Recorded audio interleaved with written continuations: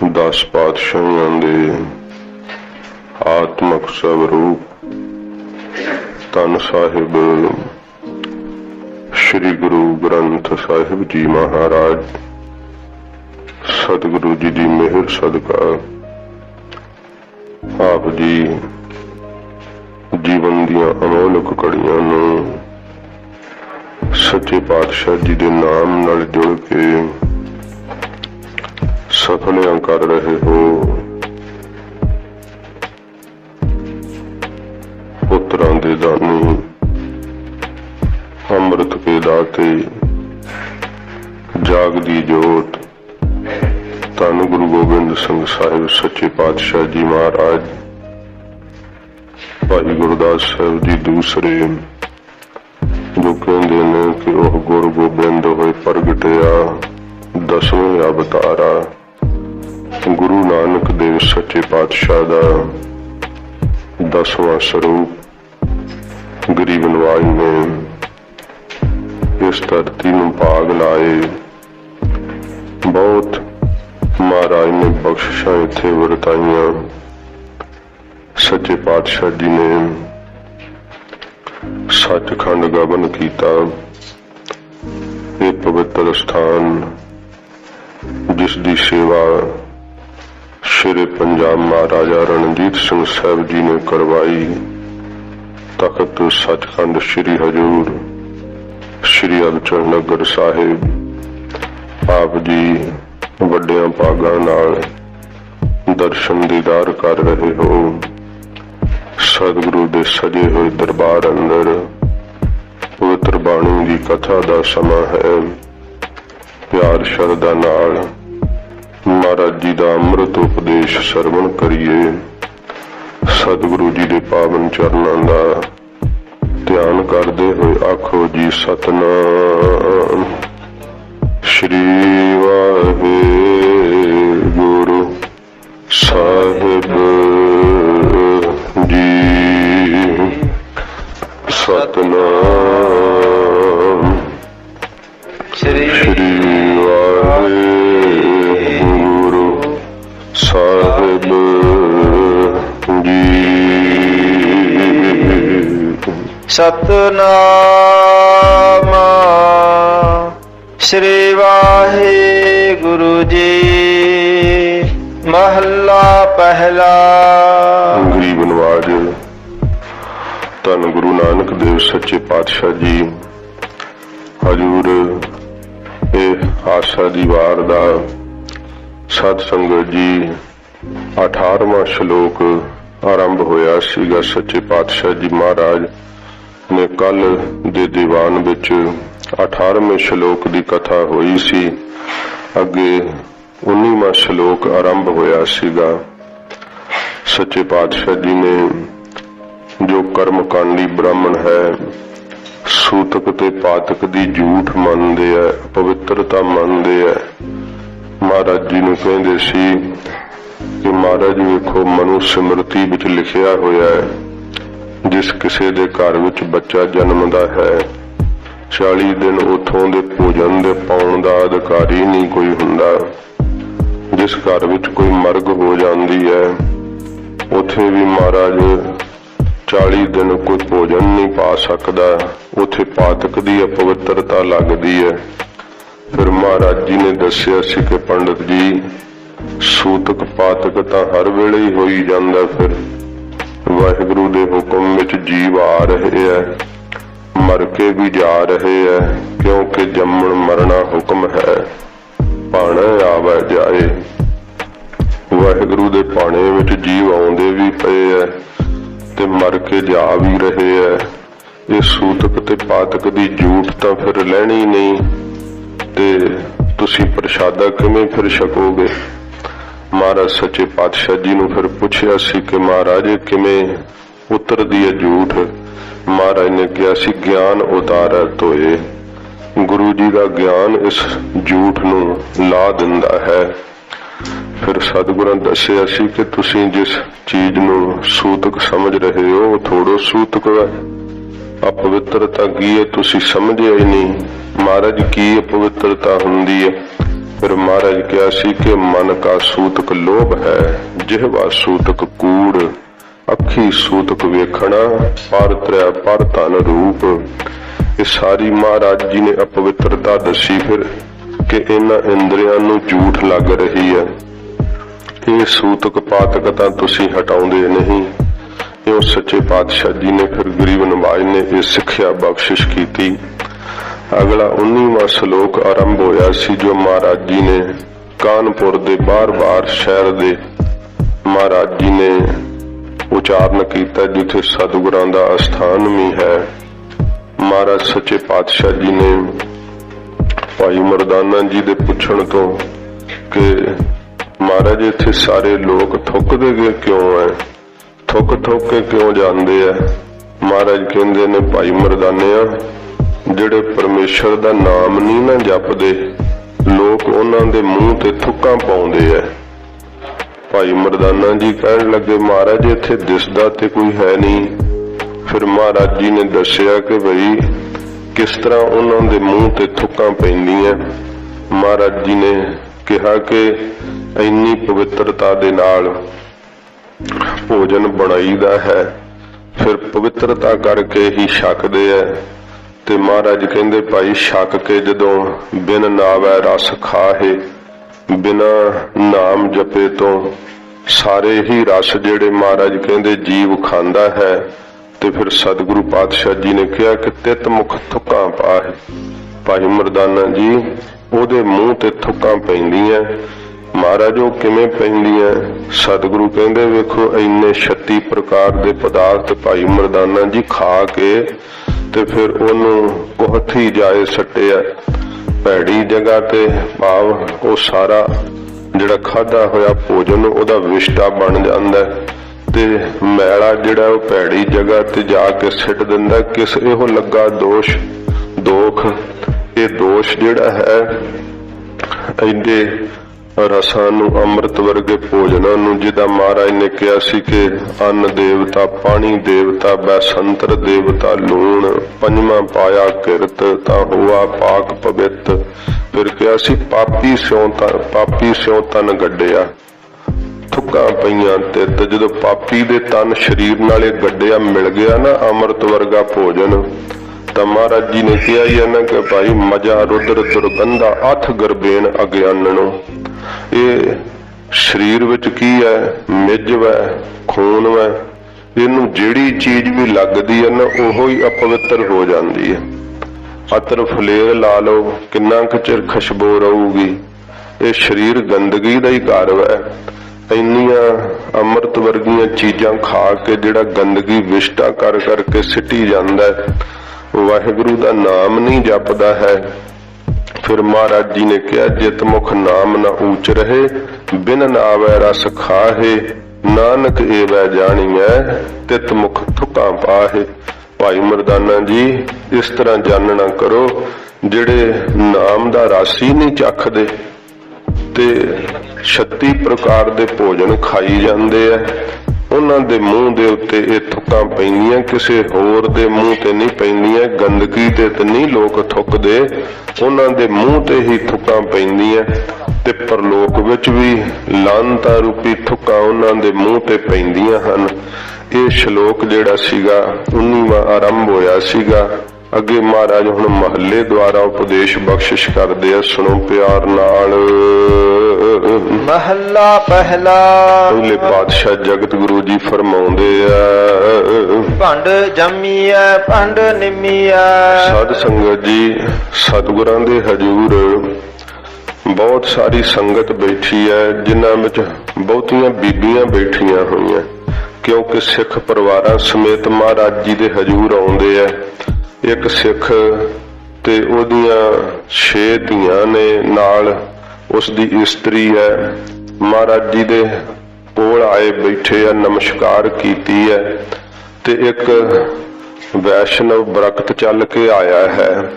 महाराज जी दे कोल इस्त्रियां नूं बैठिया होया वेख के तर्क करदा, कहंदा महाराज आप जगत गुरु हो ते इन्हां भंडां नूं क्यों अपने कोल बिठाया? भंड इस्त्री नूं कहंदे आ साध संगत जी।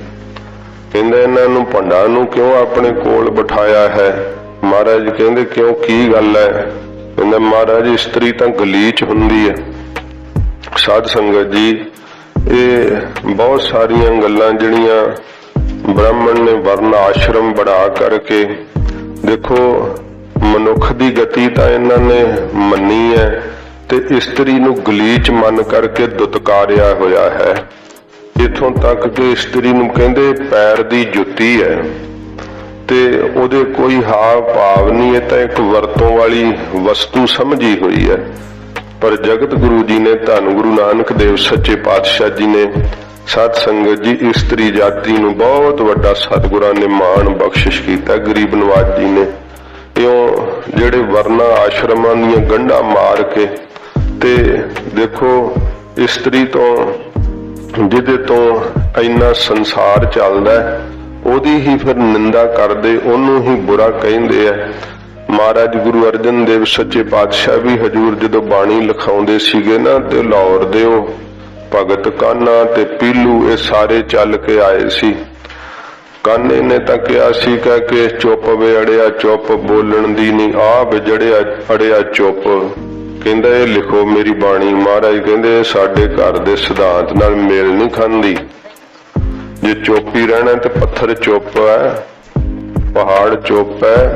साडे घर दा तां सिद्धांत है जब लग दुनिया रही है नानक किछ सुनी है किछ कही है। फिर वो पीलू कहंदा अपनी कविता बना के कि इस्त्री भावें कागज दी बनाई होवे ओदे वल वेखना भी नहीं चाहिदा, क्योंकि कहंदे इस्त्री विषय विकार पैदा करदी हो ते तुहाडे मन दी भावना है। तुहाडी माता कौन है? महाराज गुरु अर्जन साहब ने कहा ते पीलू तो उतों तो नहीं डिग्या है, तू जन्म भी तो किसी इस्त्री दे कुख तो लिया है ना। ये सतगुरां जी ने कहा कि भाई ये भी साडे घर दे सिद्धांत नाल मेल नहीं खांदियां गल्लां। तो फिर साध संगत जी हंकारी होए महाराज सच्चे पातशाह जी नूं कबोल बोलदे सीगे। भावें विसाखी लम्मी महाराज जी ने कहा जा तेरा भी 10वां टुटेगा लाहौर नहीं पहुंच सकेगा। इउं सतगुरु गरीब नवाज सच्चे पातशाह जी ने जिस इस्त्री नूं सारे ही वर्णा आश्रमां ने खास करके हिंदुस्तान की इस व्यवस्था ने माड़ा ते गलीच कहा सी। देखो इस्त्री नूं जंजू क्यों नहीं धारण कराउंदे? कहंदे जंजू दी अधिकारी नहीं है तो फिर इहदी मुक्त कौन करूगा? ते मुसलमान धर्म विच भी कहा है कि सुन्नत की तुर्क जे होएगा ते औरत का क्या करी है। कबीर साहब ने सीधे शब्द कहे तुसी तो सुन्नत करके बिश्तां दे जिहड़े पहुंच वाले बन गए, बिश्तां च चले जाओगे तो अद्धी औरत दा की होऊगा? ओनू तुसी फिर नरकां च दोजकां च जाण दा अधिकारी छड्ड दिता है। महाराज सच्चे पातशाह जी ने साध संगत जी इस संसार दे अंदर गुरु महाराज सच्चे पातशाह जी की ये बुलंद आवाज है कि मानस की जात सब एक है पहचान वो। ये महाराज सच्चे पातशाह दे घर दा सिद्धांत 10वें गुरु नानक साहब जी ने भी गुरु गोबिंद सिंह साहब ने शब्द कहे है। तो हजूर उस बरकत दे कहण तो महाराज जी उन्होंने सिक्ख्या देंदे हुए गरीब नवाज सच्चे पातशाह बख्शिश कर दे भंड जमी है भंड निमी है। सतगुरु जी कहंदे भाई इस भंड इस्त्री दी तू नरादरी कर रहा है। जे जमी दा ना जन्म हुंदा है ते इस्त्री तो ही जन्म हुंदा है। भंड जमी है भंड निमी है। निमना हुंदा गर्भ दे अंदर अस्थित होना। महाराज जी कहंदे इस्त्री दे गर्भ दे अंदर ही मनुख दी स्थिति हुंदी है। जेड़ा भी कोई उत्पन्न हुंदा है ना संसार दे अंदर जन्म भी इस्त्री तो हुंदा है ते इस्त्री दे गर्भ विच अस्थित होईदा है। भंड मंगण विआहो ते भंड इस्त्री करके मंगणे हुंदे है ते फिर विवाह हुंदे है। इस्त्री करके मंगना हुंदा है ना ते इस्त्रियां नाल मंगणे हुंदे आ, इस्त्रियां नाल फिर विवाह कारज हुंदे आ। भंडा होवा दोस्ती ते संसार दे अंदर भंडो इस्त्री तो ही महाराज कहंदे साक संबंध अगे वधदे आ। दोस्ती मित्रताई ये रिश्ते इस्त्री तो ही वधदे आ। और रिश्ता किवें वधूगा? फिर ਇਸਤਰੀ ਨਾਲ ਹੀ ਮਹਾਰਾਜ ਕਹਿੰਦੇ ਭਾਈ ਦੋਸਤੀ ਜਿਹੜੀ ਹੈ, ਰਿਸ਼ਤੇਦਾਰੀ ਸੰਬੰਧੀ ਜਿਹੜੇ ਉਹ ਬਣਦੇ ਆ। ਭੰਡ ਹੋ ਚੱਲਾ ਰਾਹੋ, ਤੇ ਇਸਤਰੀ ਤੋਂ ਹੀ ਮਹਾਰਾਜ ਕਹਿੰਦੇ ਸੰਸਾਰ ਦੇ ਇਹ ਜੰਮਣ ਦਾ ਜਿਹੜਾ ਰਾਹ ਹੈ ਨਾ ਉਹ ਚੱਲਦਾ ਹੈ। ਭੰਡ ਮੂਆ ਭੰਡ ਭਾਲੀਆ, ਜਿਹੜੀ ਇਸਤਰੀ ਨੂੰ ਮਾੜਾ ਕਹਿੰਦੇ ਆ ਭੰਡ ਮੂਆ ਭੰਡ ਭਾਲੀ ਹੈ। ਜਦੋਂ ਭੰਡ ਇਸਤਰੀ ਚੜ੍ਹਾਈ ਕਰ ਜਾਂਦੀ ਹੈ ਤੇ ਫਿਰ ਰਿਹਾ ਨਹੀਂ ਜਾਂਦਾ, ਫਿਰ ਦੂਸਰੀ ਇਸਤਰੀ ਨੂੰ ਭਾਲਣਾ ਸ਼ੁਰੂ ਕਰ ਦਿੰਦੇ ਆ। ਇਸ ਤਰ੍ਹਾਂ ਮਹਾਰਾਜ ਕਹਿੰਦੇ ਭਾਈ ਇੱਕ ਇਸਤਰੀ ਦੇ ਚੜ੍ਹਾਈ ਕਰ ਜਾਣ ਤੋਂ, ਜਿਵੇਂ ਕਹਿੰਦੇ ਆ ਕਿ ਕੋਈ ਸੀਗਾ ਉਹਦੀ ਇਸਤਰੀ ਚੜ੍ਹਾਈ ਕਰ ਗਈ, ਕਹਿੰਦਾ ਕਿ ਹੁਣ ਜਦੋਂ ਦੀ ਘਰ ਵਾਲੀ ਚੜ੍ਹਾਈ ਕਰ ਗਈ ਹੈ ਮੇਰਾ ਜੀ ਨਹੀਂ ਲੱਗਦਾ, ਤੇ ਜੀ ਤੇ ਹੁਣ ਤੇਰਾ ਇਸਤਰੀ ਨਾਲ ਹੀ ਲੱਗਣਾ ਨਾ। ਉਹ ਵਿਸ਼ੇ ਵਿਕਾਰ ਕਰਕੇ ਮਨ ਦੇ ਅੰਦਰ ਜੇ ਭਜਨ ਨਾਲ ਨਹੀਂ ਸ਼ਾਂਤੀ ਆਈ ਤੇ ਫਿਰ ਹੋਰ ਇਸਤਰੀ ਭਾਲਦੇ ਆ। ਭਾਵੇਂ ਕਈ ਸਾਧ ਸੰਗਤ ਜੀ ਮਾਫ ਕਰਨਾ ਉਮਰਾਂ ਟੱਪ ਵੀ ਜਾਂਦੇ ਆ ਤਾਂ ਵੀ ਫਿਰ ਵੀ ਇਸਤਰੀ ਦੀ ਭਾਲ ਚ, ਕਿਉਂਕਿ ਸਰੀਰ ਭਾਵੇਂ ਸਮਰੱਥਾ ਨਹੀਂ ਰੱਖਦਾ ਤਾਂ ਵੀ ਜਿਹੜੀ ਹੈ ਮਨ ਦੀ ਵਾਸ਼ਨਾ ਜਿਹੜੀ ਉਹ ਹਟਦੀ ਨਹੀਂ ਹੈ। ਮਹਾਰਾਜ ਕਹਿੰਦੇ ਇੱਕ ਇਸਤਰੀ ਜਦੋਂ ਜਿਹੜੀ ਚੜ੍ਹਾਈ ਕਰ ਜਾਂਦੀ ਹੈ ਭੰਡ ਮੂਆ ਭੰਡ ਭਾਲੀ ਹੈ, ਫਿਰ ਹੋਰ ਇਸਤਰੀ ਨੂੰ ਭਾਲਣ ਲੱਗ ਪੈਂਦੇ ਆ ਕਿ ਹੁਣ ਹੋਰ ਕੋਈ ਨਾਤਾ ਜੋੜੀਏ। ਭੰਡ ਹੋਵਾ ਬੰਧਾਨ, ਮਹਾਰਾਜ ਕਹਿੰਦੇ ਜਿੰਨੇ ਬੰਧਾਨ ਯੱਗ ਆਦਿਕ ਨਿਯਮ ਹਨ ਨਾ ਇਹ ਵੀ ਇਸਤਰੀ ਤੋਂ ਹੀ ਹੁੰਦੇ ਆ। ਜਿਹੜਾ ਸਾਧ ਸੰਗਤ ਜੀ ਬ੍ਰਾਹਮਣ ਜਿਹਦੀ ਇਸਤਰੀ ਨਾ ਹੋਵੇ, ਜਿਵੇਂ ਦੂਜੇ ਸ਼ਬਦਾਂ 'ਚ ਉਹ ਕਹਿ ਦਿੰਦੇ ਆ ਨਾ ਕਿ ਰੰਡਾ ਬ੍ਰਾਹਮਣ, ਉਹ ਜੱਗ ਨਹੀਂ ਕਰ ਸਕਦਾ ਹੈ। ਇਹਨਾਂ ਦੇ ਵਿਧੀ ਵਿਧਾਨ 'ਚ ਲਿਖਿਆ, ਮਹਾਰਾਜ ਉਹਨਾਂ ਮੁਤਾਬਕ ਹੀ ਦੱਸਦੇ ਆ ਫਿਰ ਕਿ ਵੀ ਤੁਹਾਡੇ ਹੀ ਲਿਖਿਆ ਹੋਇਆ ਹੈ। ਜਿਹੜੇ ਬ੍ਰਾਹਮਣ ਦੀ ਇਸਤਰੀ ਚੜ੍ਹਾਈ ਕਰ ਚੁੱਕੀ ਹੈ ਉਹ ਤਾਂ ਕੋਈ ਨਿਯਮ ਕਰ ਹੀ ਨਹੀਂ ਸਕਦਾ ਯਾਗ ਆਦਿਕ ਦਾ। ਤੇ ਉਹ ਸਤਿਗੁਰੂ ਜੀ ਕਹਿੰਦੇ ਹਨ, ਫਿਰ ਪੜੋ ਪੂਰੀ ਪੰਕਤੀ। ਭੰਡ ਮੂਆ ਭੰਡ ਭਾਲੀਆ, ਮਹਾਰਾਜ ਜੀ ਕਹਿੰਦੇ ਜਦੋਂ ਭੰਡ ਇਸਤਰੀ ਜਿਹੜੀ ਹੈ ਮਰ ਜਾਂਦੀ ਹੈ ਪਹਿਲੀ, ਫਿਰ ਦੂਸਰੀ ਇਸਤਰੀ ਨੂੰ ਭਾਲਣ ਲੱਗ ਪੈਂਦੇ ਆ ਕਿ ਹੁਣ ਹੋਰ ਵਿਆਹ ਕਰਾਈਏ। ਭੰਡ ਹੋਵਾ ਬੰਧਾਨ, ਜਿੰਨੇ ਵੀ ਬੰਧਾਨ ਯੱਗ ਆਦਿਕ ਨਿਯਮ ਹਨ ਮਹਾਰਾਜ ਕਹਿੰਦੇ ਭਾਈ ਇਸਤਰੀ ਤੋਂ ਹੀ ਹੁੰਦੇ ਆ। ਜਦੋਂ ਸ਼੍ਰੀ ਰਾਮਚੰਦਰ ਜੀ ਵੀ ਰਾਜਸੂਏ ਜੱਗ ਕਰਨ ਲੱਗੇ ਨਾ ਤੇ ਯੱਗ ਦੀ ਤਾਂ ਤਿਆਰੀ ਆਰੰਭ ਤੀ। ਉਹ ਘੋੜਾ ਵੀ ਜਿਹੜਾ ਸੀ ਉਹ ਆ ਗਿਆ ਜਦੋਂ ਇਹਨਾਂ ਨੇ ਇਸ ਪ੍ਰਕਾਰ ਛੱਡਿਆ ਹੋਇਆ ਸੀਗਾ। ਜਦੋਂ ਉਹ ਯੱਗ ਕਰਨ ਲੱਗੇ ਬ੍ਰਾਹਮਣ ਕਹਿੰਦੇ ਵੀ ਸੀਤਾ ਜੀ ਤੋਂ ਬਿਨਾਂ ਤਾਂ ਯੱਗ ਹੋ ਨਹੀਂ ਸਕਦਾ, ਤੇ ਸੀਤਾ ਨੂੰ ਬਨਵਾਸ ਦੇ ਦਿੱਤਾ ਸੀ ਇਹਨਾਂ ਨੇ। ਜਦੋਂ ਫਿਰ ਕਹਿੰਦੇ ਵੀ ਇਹ ਤਾਂ ਯੱਗ ਦੀ ਮਰਿਆਦਾ ਹੋ ਹੀ ਨਹੀਂ ਸਕਦਾ ਯੱਗ ਐਵੇਂ ਪੂਰਾ, ਫਿਰ ਸ਼੍ਰੀ ਰਾਮਚੰਦਰ ਜੀ ਨੇ ਸੀਤਾ ਦੀ ਸੋਨੇ ਦੀ ਮੂਰਤੀ ਬਣਾ ਕੇ ਉਹਨਾਂ ਦੱਸਿਆ ਕਿ ਸੋਨੇ ਦੀ ਮੂਰਤੀ ਸੀਤਾ ਜੀ ਦੀ ਬਣਾ ਕੇ ਆਪਣੇ ਬਰਾਬਰ ਰੱਖੋ ਤੇ ਫਿਰ ਇਹ ਯੱਗ ਹੋਊਗਾ। ਸੀਤਾ ਦੀ ਸੋਨੇ ਦੀ ਮੂਰਤੀ ਬਣਾ ਕੇ ਬਰਾਬਰ ਰੱਖੀ ਤੇ ਫਿਰ ਉਹ ਯੱਗ ਜਿਹੜਾ ਸੀ ਉਹਨਾਂ ਨੇ ਸੰਪੂਰਨ ਕੀਤਾ ਸੀ। ਇਹ ਮਹਾਰਾਜ ਜੀ ਕਹਿੰਦੇ ਹਨ ਭੰਡ ਹੋਵਾ ਬੰਧਾਨ, ਭੰਡ ਇਸਤਰੀ ਤੋਂ ਹੀ ਮਹਾਰਾਜ ਕਹਿੰਦੇ ਸਾਰੇ ਬੰਧਾਨ ਨਿਯਮ ਜਿਹੜੇ ਆ ਉਹ ਹੁੰਦੇ ਆ। ਇਹ ਸਾਰੇ ਨਿਯਮ ਵੇਖੀਏ ਵੀ ਤਾਂ ਸਾਧ ਸੰਗਤ ਜੀ ਇਸਤਰੀ ਕਰਕੇ ਹੀ ਆ, ਘਰ ਦੇ ਜਿੰਨੇ ਨਿਯਮ ਨਿਭਦੇ ਹਨ। ਸੋ ਕਿਉ ਮੰਦਾ ਆਖੀਆ, ਹਜ਼ੂਰ ਕਹਿੰਦੇ ਉਸ ਭੰਡ ਇਸਤਰੀ ਨੂੰ ਕਿਉਂ ਮੰਦਾ ਆਖਣਾ ਕਰੀਏ, ਕਿਉਂ ਮਾੜਾ ਆਖਣਾ ਕਰੀਏ। ਜਿਤ ਜੰਮਹਿ ਰਾਜਾਨ, ਜਿਸ ਦੇ ਉਦਰ ਤੋਂ ਵੱਡੇ ਵੱਡੇ ਰਾਜੇ ਮਹਾਰਾਜੇ ਸੂਰਬੀਰ ਮਹਾਤਮਾ ਅਵਤਾਰ ਬ੍ਰਹਮ ਗਿਆਨੀ ਪੈਦਾ ਹੁੰਦੇ ਐ। ਮਹਾਰਾਜ ਦੀ ਬਾਣੀ ਨੇ ਕਿਹਾ ਧਨ ਜਨਨੀ ਜਨ ਜਾਇਆ ਧਨ ਪਿਤਾ ਪ੍ਰਧਾਨ।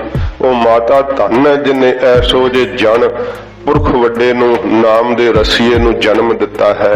ਇਹ ਮਹਾਰਾਜ ਜੀ ਨੇ ਆਪਣੀ ਬਾਣੀ ਵਿੱਚ ਕਿਹਾ ਧਨ ਧਨ ਪਿਤਾ ਧਨ ਧਨ ਕੁਲ ਧਨ ਧਨ ਸੋ ਜਨਨੀ ਜਿਨ ਗੁਰੂ ਜਣਿਆ ਮਾਏ।